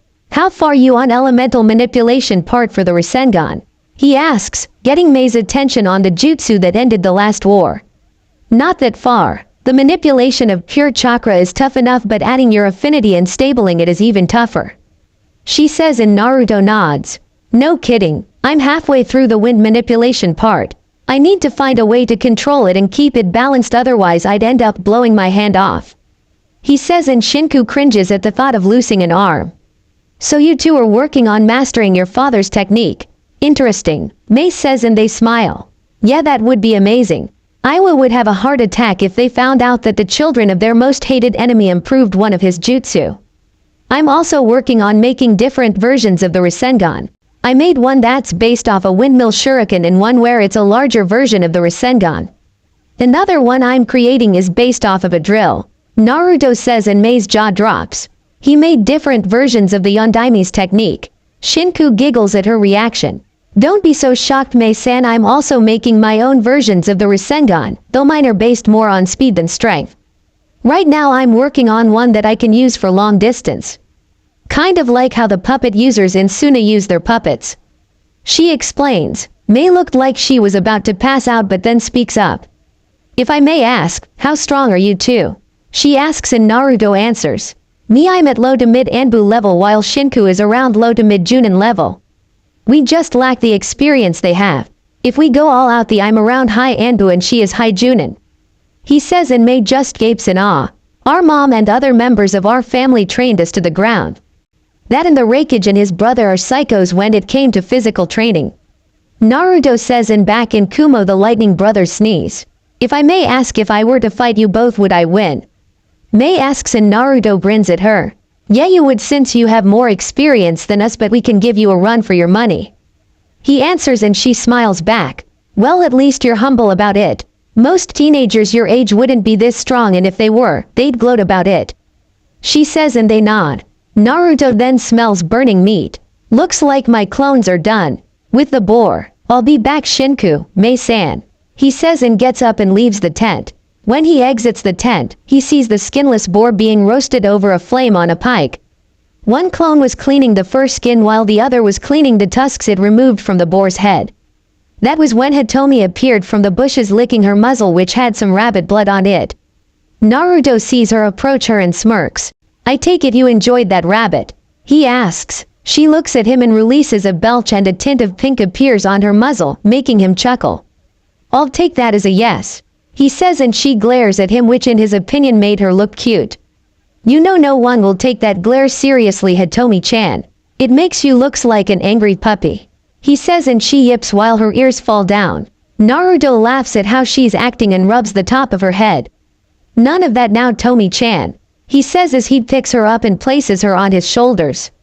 She then licks him on the cheek while he strokes the side of her neck and watches the boar cook. Naruto pulls out a small scroll and opens it. In a puff of smoke, a pair of plates with forks and knives appear. Naruto pulls out a knife and cuts into the boar, removing small slabs of cooked meat and place them on each plate. Naruto heads back into the tent. With the 3 plates, who wants boar steak? He asks with a cheeky grin on his face. Shinku rolls her eyes and takes 2 of them and hands the other one to Mei. This smells great, Mei says as she takes the fork and knife and cuts a small piece off with a knife and places it on a fork. She lifts the fork to her mouth and bites down on the warm tender meat and chews on it for a while before swallowing it. This is good, she says, and starts to eat more of the steak. Yeah, I prefer this over deer meat, Shinku says while Naruto nods. No kidding. Hey, remember when Enko and Yugo took us on that survival trip and you ate those glowing mushrooms? Naruto says as he snickers at the memory because Shinku's entire body glowed green for 3 days, and after that, she fell into a bush filled with poison ivy and had rashes everywhere. Then she ended up eating green berries by accident and her skin broke out and she swelled up like a balloon, and during their final day, she picked up a skunk by accident and got sprayed. Naruto had never laughed so hard in his life. Shinku glared at her snickering brother and huffed. That was the worst survival trip ever. I have never felt so humiliated in all my life, she mumbles, and Naruto laughs out at the memory. Oh man, what a trip. Enko would never let you live it down. You know she still has the pictures, right? He asks, and she tails. What? I thought she got rid of them, she says, and Naruto shakes his head. Shinku, this is Enko we're talking about. You know she's a prankster like me, only worse. I still can't believe you picked up that skunk. Mom had to leave you out in the backyard for a whole week, he states, and she blushes in embarrassment and anger. I was 8 for crying out loud, and I thought it was a cat, she yelled, but Naruto laughs even harder. Imo Udo, please, that's the lamest excuse ever. Even I know the difference between a weasel and a cat. I'm so glad I bolted out of there before you realized what it was, he says while recalling the memory in his head. Flashback. 8-year-old Naruto and Shinku were done with their survival trip and were currently packing their gear up. Enko and Yugo were cleaning up the camp, making sure that they didn't leave anything the wildlife could get. Shinku had put an empty oil lamp in her pack and noticed something that was black, white and furry. Naruto had finished burying some leftover bones on the ground when he heard Shinku. Hey, Aniki, look what I found, she called out. Naruto groaned and walked towards his sister, who had her back turned. What is it this time, Shinku, and please don't tell me it's poison ivy, he asks. No, I found a cat, she says as she turns around grinning with a black and white cat in her arms. Naruto's eyes widen and he steps back. That's not cat, Shinku, and please put it down slowly, he says as he backs away slowly. Shinku blinks in confusion and walks forward. What's wrong? It's just a cat, she says, but then Naruto bolts out the area screaming about a skunk. Shinku blinks and holds the skunk away from her face. What's a skunk? She asks the cat, and it wags its tail and grins evilly. Shinku once again blinks, but then her eyes widen. Oh, she said until it was too late. Naruto ran towards Anko and Yugo and pulled on their pant legs, getting their attention. What's up, Yondaime Chibi? Anko asks and a tick mark appears on his head. Don't call me that, Yu-chan. Shinku just picked up a Kya, Shinku screamed. Skunk. He finished, making their eyes widen and they head towards the spot where Shinku screams. When they get there, they see Shinku surrounded by a green mist and she was coughing and rubbing her eyes. Anko caught a whiff of the skunk scent and she suddenly moved backwards while clutching onto her nose and mouth while her eyes watered and twitched. Naruto was hiding behind Yugo with his shirt over half of his face while the female swordsman had a hand over her mouth. Oh sweet Kami. Shinku, what the hell were you thinking picking up a skunk? Anko asks. Cough cough, I thought it was a cat. Shinku says and continues to rub her eyes. You thought it was a cat? Oh great, first the glowing mushrooms, then the poison ivy, now a skunk. What's next? You're gonna play fetch with a wolf. She says sarcastically. Don't jinx it, Anko. Naruto yells and Shinku glares at Naruto and crosses her arms. Kami Kushina sensei is gonna strangle me when we come back with the skunk princess. Anko mumbles. So who's gonna take her? She turns around to see Yugo and Naruto gone, leaving a dust trail, and a tick mark appears on Anko's head.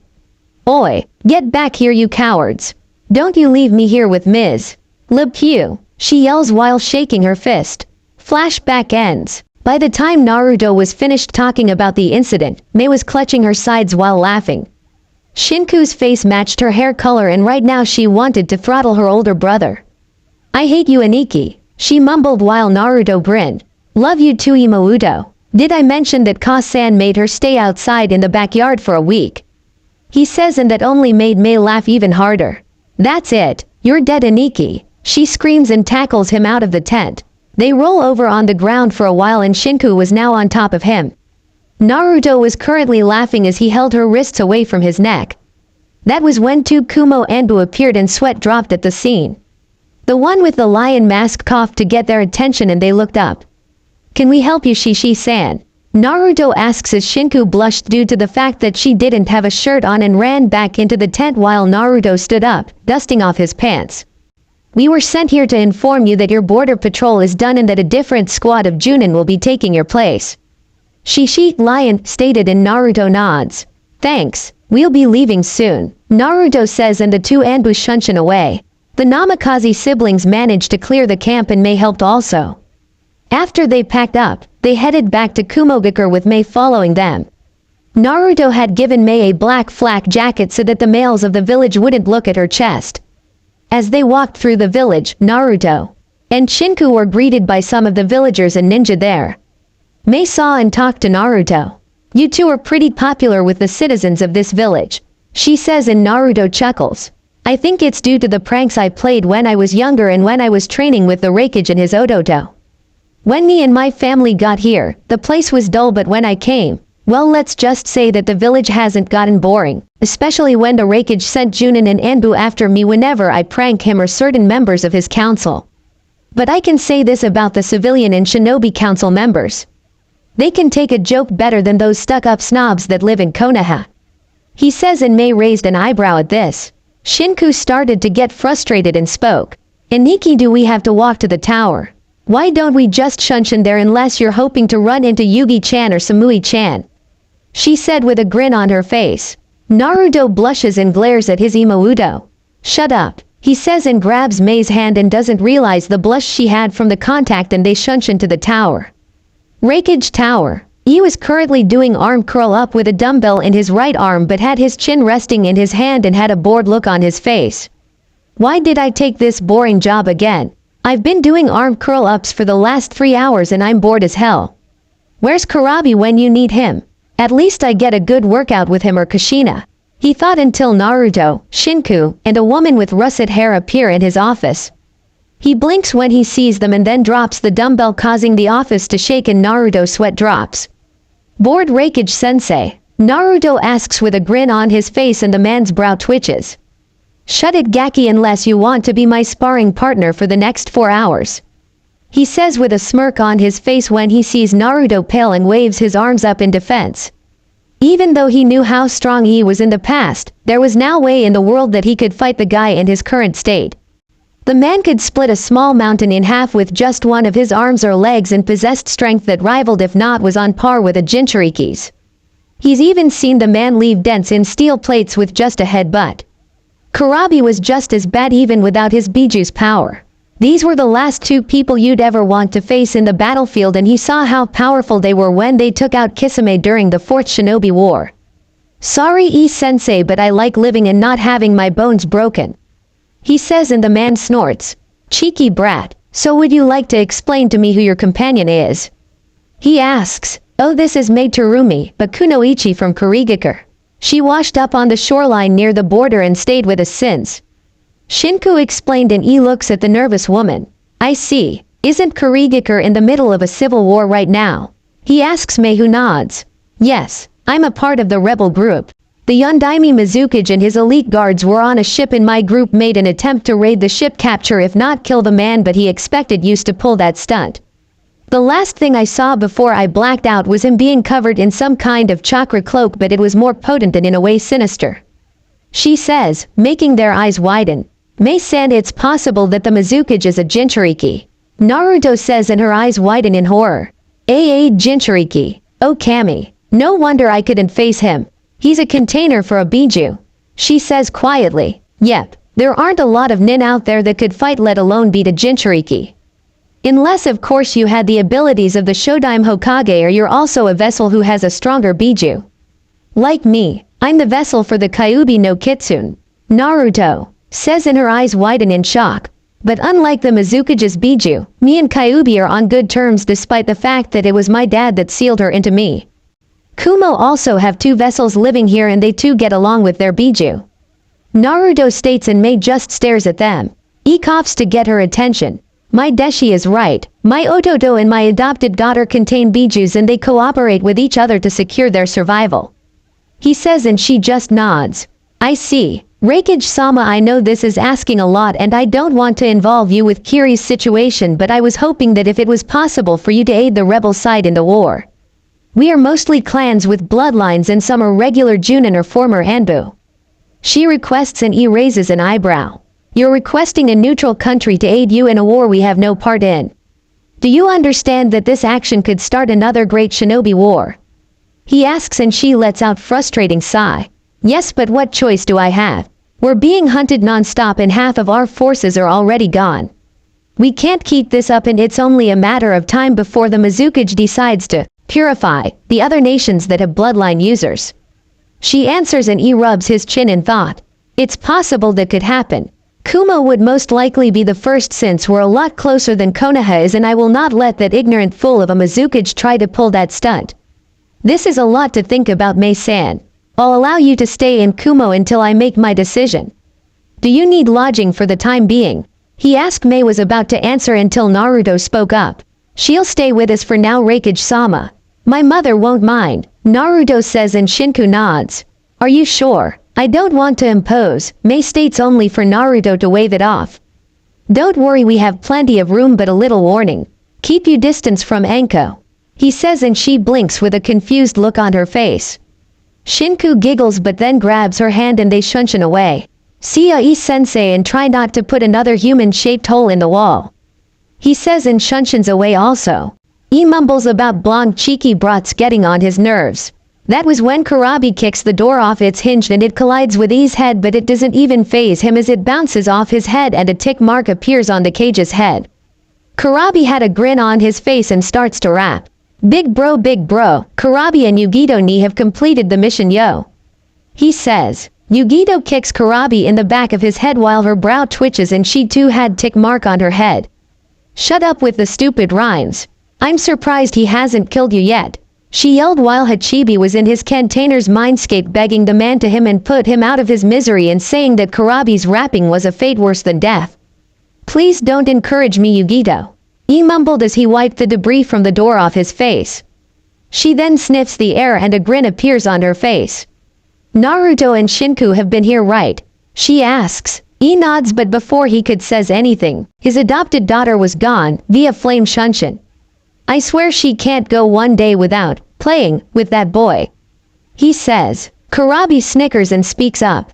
The fox liked to play with the cat. What up with that? He asks, and the tick mark on E's head grew even bigger. 10 seconds later, Kurabi was seen flying across the village courtesy to E. Karui, Omio, and Samui see this and sweat drops appear on their faces. They see the man land in a hot spring bath houses on the women's side and hear them scream pervert, and the sounds Kurabi getting beaten are heard and their sweat drops grew. Should we go help him? Omoi asks, and the three kunoichi shake their heads. Nope, I'm gonna go find Naruto-kun. My neck and back are sore, she says as she cracks her neck. Karui rolls her eyes and grabs a lollipop from Omoi's bag and sucks on it. Did you take the last strawberry flavored one? He asks. She pulls the sucker out of her mouth and it was blue. Go ahead and keep it. I hate blueberry, he says and walks away while she head to the hot spring to rescue her sensei. Naruto, Shinku, and Mei were walking through the forest of Kumo, heading for the Namikaze estate until Naruto stopped in his tracks and smirks. Hey Shinku-chan, you and Mei-san head back to the compound. I remembered I needed to do something important, he says, and before Shinku could say anything, Naruto shunshins away and she lets out a frustrating sigh. Baka, come on Mei-san, she says, but Mei blinks and looks at the redhead. Where is he going? She asks as she follows Shinku. You don't want to know, she mumbles as they head for the Namikaze compound. In the forest, Yugito was perched up on a tree branch, waiting for a chance to pounce on Naruto when he suddenly shunshins away and to her shock, couldn't detect him. Naruto suddenly appears behind her and pinches her ass cheeks.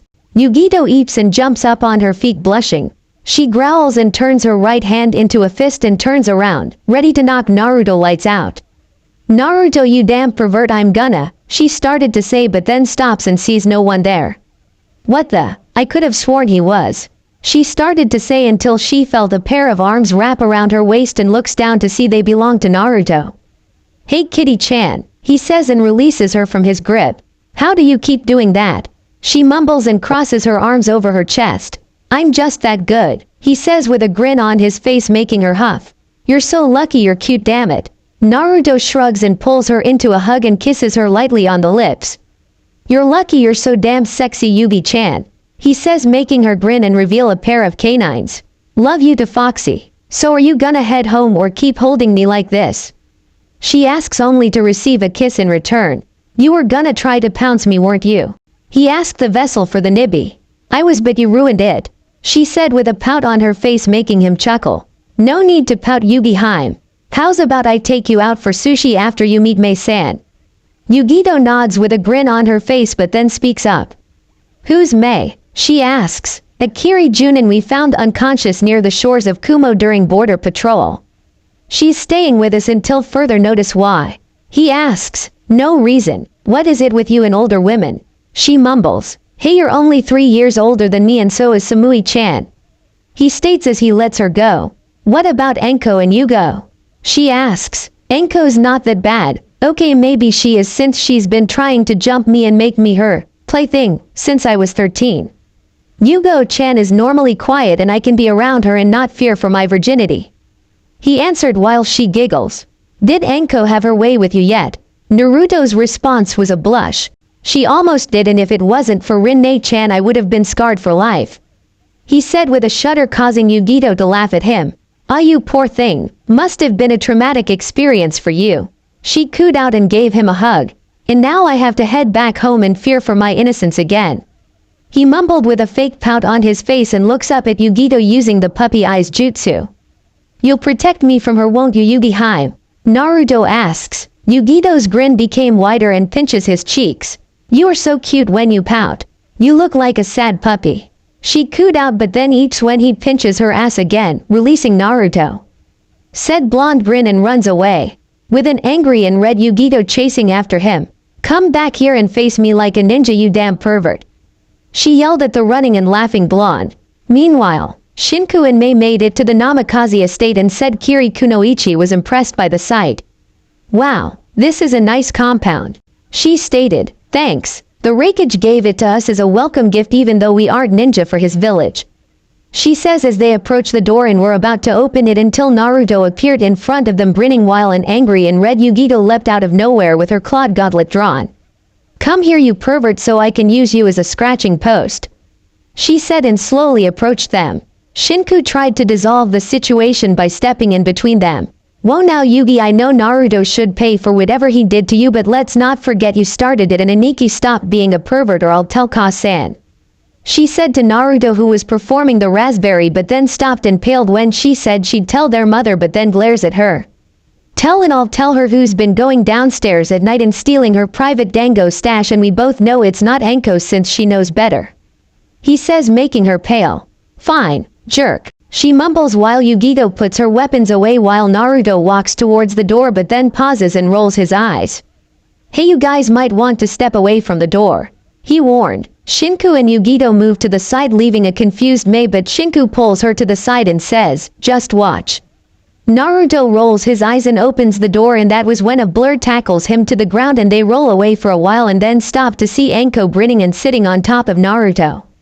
"Hey Yonadime Chibi, did you miss me?" "I missed you," she says, getting an irked look from Naruto, who smirks and puffs away. Anko blinks in confusion only to see the real Naruto between Shinku and Yugito with an M wrapped around their shoulders. Anko pouts and folds her arms. "Damn it, I was so close to getting my hands on you," she mumbles and looks at the ground. Naruto chuckles and removes his arms from their shoulders. He then appears behind Anko and leans into her ear and whispers a few things, making her eyes widen and a blush to appear in her face. Naruto motions for the others to go on in while he talks to Anko. Shinku leads them into the house, and that was when Naruto wrapped his arms around her. "You know, Anko, I'm flattered that you would be interested in me despite the age difference. So what set up this form of attraction you have towards me?" he asks while she blushed a little and fidgets. Well, you see, it kinda just happened, to be honest. I've seen how you treat that Yugito girl, Yugo-chan, and those other three, and," she explained. "I see, but we have fun too, you know. I mean, you're a great prankster and I love teasing you, and you are hot in your own way, even though you tried to make me into a man that day you were drunk," he says while she chuckles slightly from the remark. "I remember. Your mom was ready to kill me that day. At least she didn't make you go through 4 hours of kenjutsu training with her," he mumbled as he released her and helped her up. "Hey, sorry," she started to say but then winced and grabbed her left shoulder. Naruto frowned and had her kneel down and pulled part of her trench coat and arm away and saw the 3 tomo marks on her and saw it pulsing. Wait, Naruto, don't look at," she started to say but he cut her off. "A cursed seal. Ero Sennin showed me a picture of it once. Has it been getting worse?" he asks, and she nods and hisses in pain. "Damn painkillers don't even work anymore," she mumbles and looks away. Naruto places his hand on the seal and channels some of Jubi's chakra into it and makes it stop pulsing. Anko's eyes widen when she doesn't feel any more pain and looks at Naruto, who slowly pulls his hand away. How did you?" she started to ask until he smirks. "I used this," Naruto says, holding his hand out and revealed a paper with different seals on it.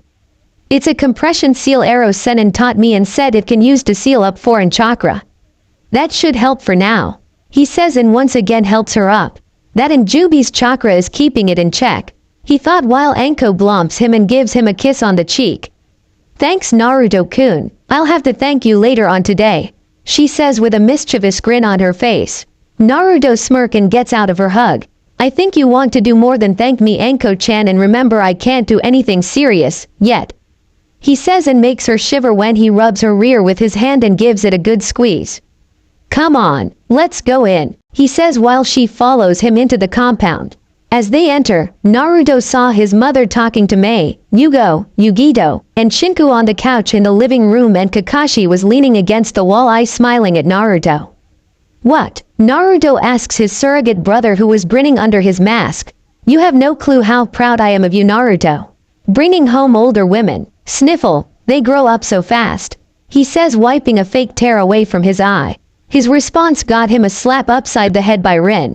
"Shut it, you, or you're gonna get reacquainted with the couch again," she growled out while Kakashi sweats a little. "Haha, well, I think I'll go and see if we need anything for the compound. And Naruto, remember the talk we had and be sure to use protection." he says and shunshuns away with a red-faced Naruto yelling shut up. That damn pervert, I swear one of these days I'm gonna kick his ass. He muttered until he heard his mother cough to get his attention and succeeded. Oh hey Ka-san, how was your day so far? He asks and was a little nervous due to the fact that she was giving him the look mothers give when their son bring a girl home. Or in her son's case, a woman. It was fine until you brought another female home with you, she says while he slumps his shoulders. Oh for Kami's sake Ka-san, I had no idea me and Shinku would find her barely alive near the shoreline. Plus I couldn't leave her out there, he stated while she looked at him for a while and sighs. If Eros Senin was here he'd be having a field day with all the females in the house. She mumbled, getting a nod from her son. Too true, Kakashi Ni-san is bad enough, but at least he has some control over his perverted side thanks to Rin-ne-chan, he said with a small grin on her face while she blushed lightly and glared at her little brother. So Yugi-chan wears our baka of a sensei. Did he do something to piss the old man off again? He asked the Nibi container and she shrugs. Knowing him he probably did. So Mei-san Kiri is still in the middle of a war, right? Yugito asks the dual bloodline wielder, who nods. I'm afraid so. I am on the rebel side, but we're slowly losing the fight. Yagura the Yondaime Mizukage is a Jinchuriki of the Sanbi no Anakame. She finished getting wide eyes from everyone except Naruto and Shinku since they knew already. The bloodline purge just happened out of nowhere. He believes that bloodlines are the reason why we always have war and wanted to purify, not just water country but the other elementals as well. He's even having the shinobi kill even children, she said as the images of dead children enter her mind. Everyone's eyes widen at what she said and couldn't believe a cage would do something like that. So the only thing I could think of is to ask the Raikage for assistance. But I'm afraid that it would start another great shinobi war. We had another container for the Rokubi no Namakuji, but he disappeared after the civil war started. She finished. After being silent for a few seconds, Kushina spoke up. I see. Well, I would definitely help you, and so would my friends and children. My son is actually the holder of the Kyuubi no Kitsune, and we have Sharingan no Kakashi, two of my students who are very strong, and my late husband's other student whose medical skills are on par with Tsunade's, she said, getting a wide-eyed look from Mai. That was when Yugito spoke up. I'm the container for the Nibi no Nekomata, and the Raikage's younger brother is the container for the Hachibi no Kyogyu. We are the guardians of Kaminari no Kuni, she said. You two along with the Raikage's brother are Jinchuriki, she asks and gets a nod from Naruto and Yugito. We can each control the power of our Bijuu, and Naruto-kun here is the youngest of us. Yugito said. I see. If you all could help me save our village and country, I'd be forever in your debt, she said. No problem. Rin, would you be so kind and show Mei to one of the guest rooms? I'm sure she would love to take a shower and change into some comfortable clothes. Kushina asks the Med Kunoichi, who nodded and got up. Follow me, Mei-san, she says, and Mei gets up and follows her upstairs. After that, Yugito appeared beside Naruto with her arms wrapped around him and grins. So are we gonna go out for sushi, or do I need to tell your mom that you pinched my ass earlier? Whoops, I just did, she says, grinning while Naruto glares at her but pales and slowly turns his head to see a dark aura surrounding his mother. He started to sweat bullets, and before Kushina could do anything, Naruto grabs Yugito's shoulder and shunshuns out of the house. Shinku and Yugao laugh lightly while Enko grins. You're not gonna kill your only son, are you, sensei? Enko asks her teacher, who lets out a frustrated sigh. No, but I can beat the crap out of him later. I never should have let Kakashi give Naruto the talk, she mutters, lays back on the couch. You really need to relax, sensei, and find yourself a boyfriend soon, or you're gonna go nuts from the lack of sexual activity, Enko says, causing Kushina to fall onto the floor while Yugao's sweat dropped. Shinku, however, fell to the floor laughing her ass off, and Kushina shot up from the ground and glared at her student hard. For that comment, Enko, you can't have dango for 2 weeks, she said, and smirked when Enko paused and paled. No. Enko's cry echoed throughout Kumo, causing many people stop and wonder who was suffering right now. Enko was currently in a corner curled up into a ball, crying her eyes out while Shinku giggled. You should learn to keep your mouth shut, Enko. Well, I'm gonna go change, Ka-san. Shinku then heads upstairs while Yugao was patting a sobbing Enko on the back. Later on that night, Everyone in the compound was sound asleep in their rooms, but outside the compound 8 shadows were zipping through the roof of the building, and they wore blank masks with the kanji, "Nei," on it. Danzo-sama's orders are to capture the girl and kill the Kyuubi boy. Stay quiet and alert because there are 4A and 1S ranked shinobi in the compound. One Root Anbu ordered while the other 3 nodded. They opened a sun roof and quietly leapt into the hallway and separated into 2 groups. Meanwhile, Naruto was in his room sound asleep until his eyes snapped open, revealing the Sharingan which glowed in the moonlight. Teen 1 found a door on the right and slowly opened it, revealing a room and a person sleeping in the bed. The 2 Root members slowly crept up and drew their tantos when they saw that it was one of their targets. The leader raised his tanto and instantly pulled the cover off, but the body faded away and in its place was a seal that glowed white. Before the Root members could react, a surge of electricity coursed through their bodies, making them scream out in pain and collapse while their bodies twitched and jerked. Naruto appeared wearing only a pair of black cargo pants while his Sharingan glowing in the dark. He then summoned 2 clones and had them tie the 2 drones up. That was when an explosion occurred and the house rocked, making his eyes widen. "What the hell? Aw shit, Shinku," Naruto said and suddenly warps away. Outside the building, an explosion occurred in the eastern side of the compound and smoke rose from it. A red blur leapt out of the smoke and into the forest with 4 black blurs coming after her. Shinku was leaping through the treetops clutching her bleeding arm. She suddenly stopped on a tree limb and flipped off of it when a barrage of kunai went right after her. She landed on the ground and sped away into the forest. 2 more Root Anbu leapt out of the trees and went after her. "Who the heck are those guys and why did they attack me?" she thought as she increased her speed. As she sped past a tree, her eyes widened when she saw an exploding tag glow. Shit! She performed a few hand seals and slammed her hands on the ground and a wall of earth appeared in front of her. Another explosion occurred, but the power behind it was so powerful that it reduced the wall into rubble and sent Shinku flying backwards. She suddenly hit the ground and tumbled backwards a couple of times. She leapt back on her feet and made her way towards the lake. She leapt on top of it and performed a few hand seals. "Sweden, Sunjinheki," she cried out, and a wall of water surrounded her while drills made of water shot out around her wall of water. When the technique ended, the water wall dropped, but it revealed no one. 2 Root Anbu appeared in top of the lake and looked around. "Where did she go?" one Root asks as they looked around. "She couldn't have escaped. We would have sensed her chakra by now," the second one answered. At the edge of the lake, a green frog pops out of the water and slowly swims to the shoreline. It crawls out of the lake and hops away into the forest while the Root Anbu look for Shinku. After leaping away from the area for a while, it stops and slowly opens its mouth. A hand shoots out, and after that a whole arm, head full of red hair, and a body comes out of the toad's mouth. Shinku was kneeling down panting and the toad disappears in a puff of smoke. "It's only a matter of time before they find me. I better head back to the Shinku," a voice behind her said. By reflex she pulled out a kunai and swung it towards the shadowy figure, but he stopped her wrist.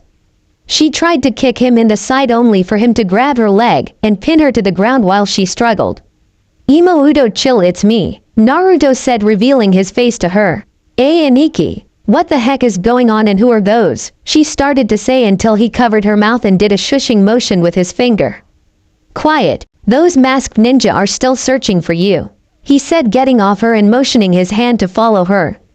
That was until a kunai passed by him and was embedded into a tree.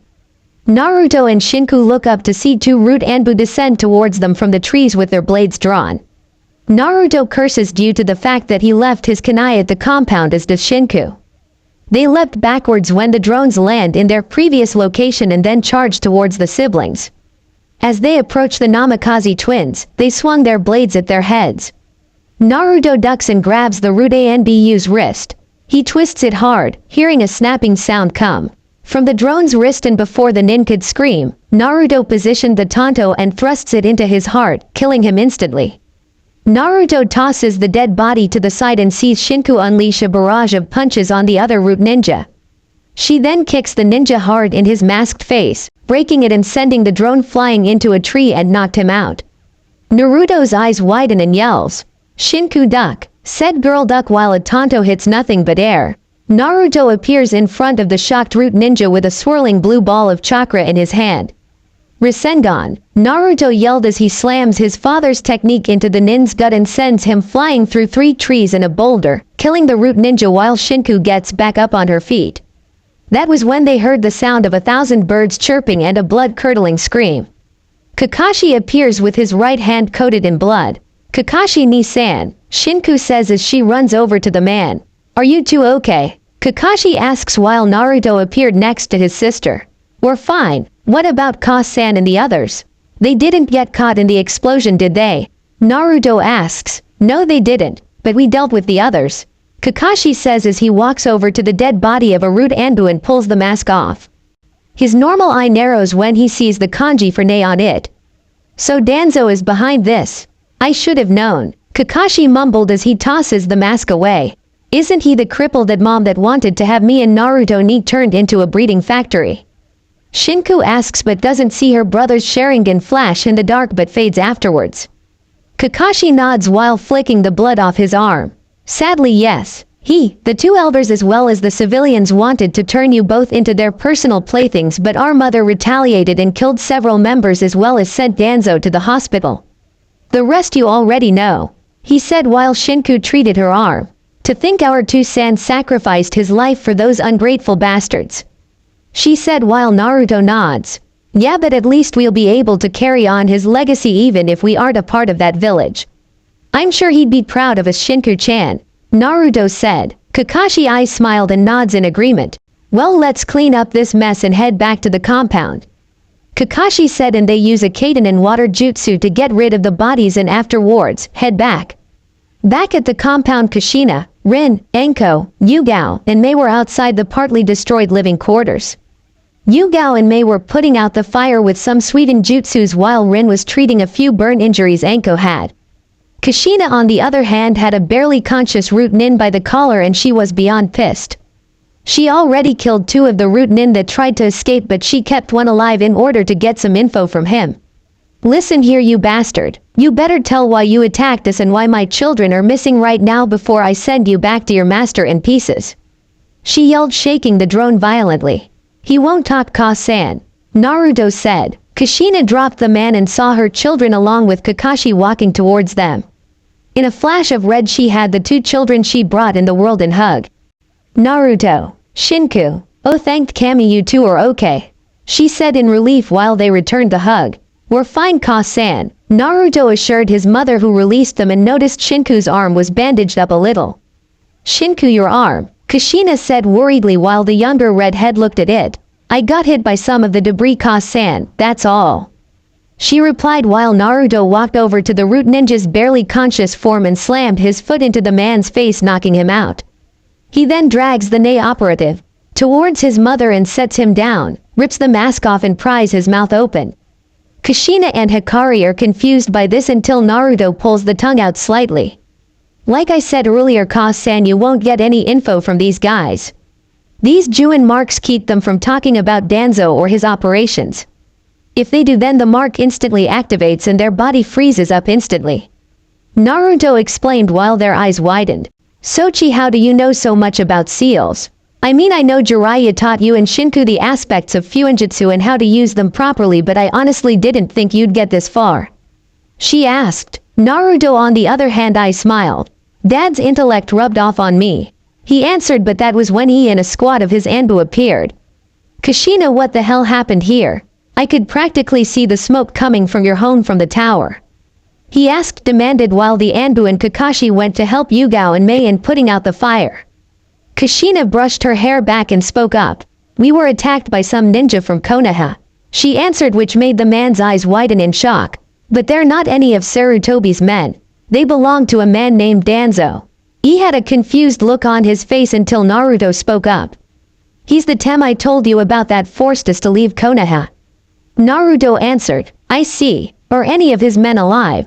he asks. Naruto lifted an unconscious root nin in front of E. "This one is sensei, but he has a Juin seal that keeps him from talking about his master, so you'll need to contact Ero Kyofu and have him take a look at it," Naruto stated while the man nods and snaps his fingers, making 2 Anbu appear at attention. "You 2 take this man to the Anbu holding cells until Jiraiya-sama returns and have him searched for any form of weapon as well as suicidal pills," he ordered. The masked nin nodded, grabbed the root nin, and vanished. How are the others, Ka-san? Naruto asks his mother. Anko-chan, Yugao-chan, Mei-chan, and Rin-chan are all fine. Sochi, though, we're gonna have to stay in an apartment complex until the compound is fixed, she said, and looks at Reikage-sama. I'm sorry that this incident occurred, she said, bowing, but he blinks in confusion and waves it off. There is no need for you to apologize, Kushina-chan. Konoha in a sense are responsible for this incident, and I assure you that I will be getting an explanation from the old monkey about this. He seriously needs to put his subordinates on a tighter leash, he growled out, and afterwards shunshuns away, as do the remaining Anbu. Kushina sighs and brushes her hair back. Why can't those bastards just leave us alone? She mumbled, and Naruto frowned when he heard this and swore that he would kill Danzo and his lackeys. He was not gonna let that man destroy his family. Just you wait, Danzo Tem. The next time we meet I will shove a Reikiri into your chest and rip your vile heart out, he said, clenching his fists in anger. Hope you guys enjoy first part of this story. Do like, share and subscribe.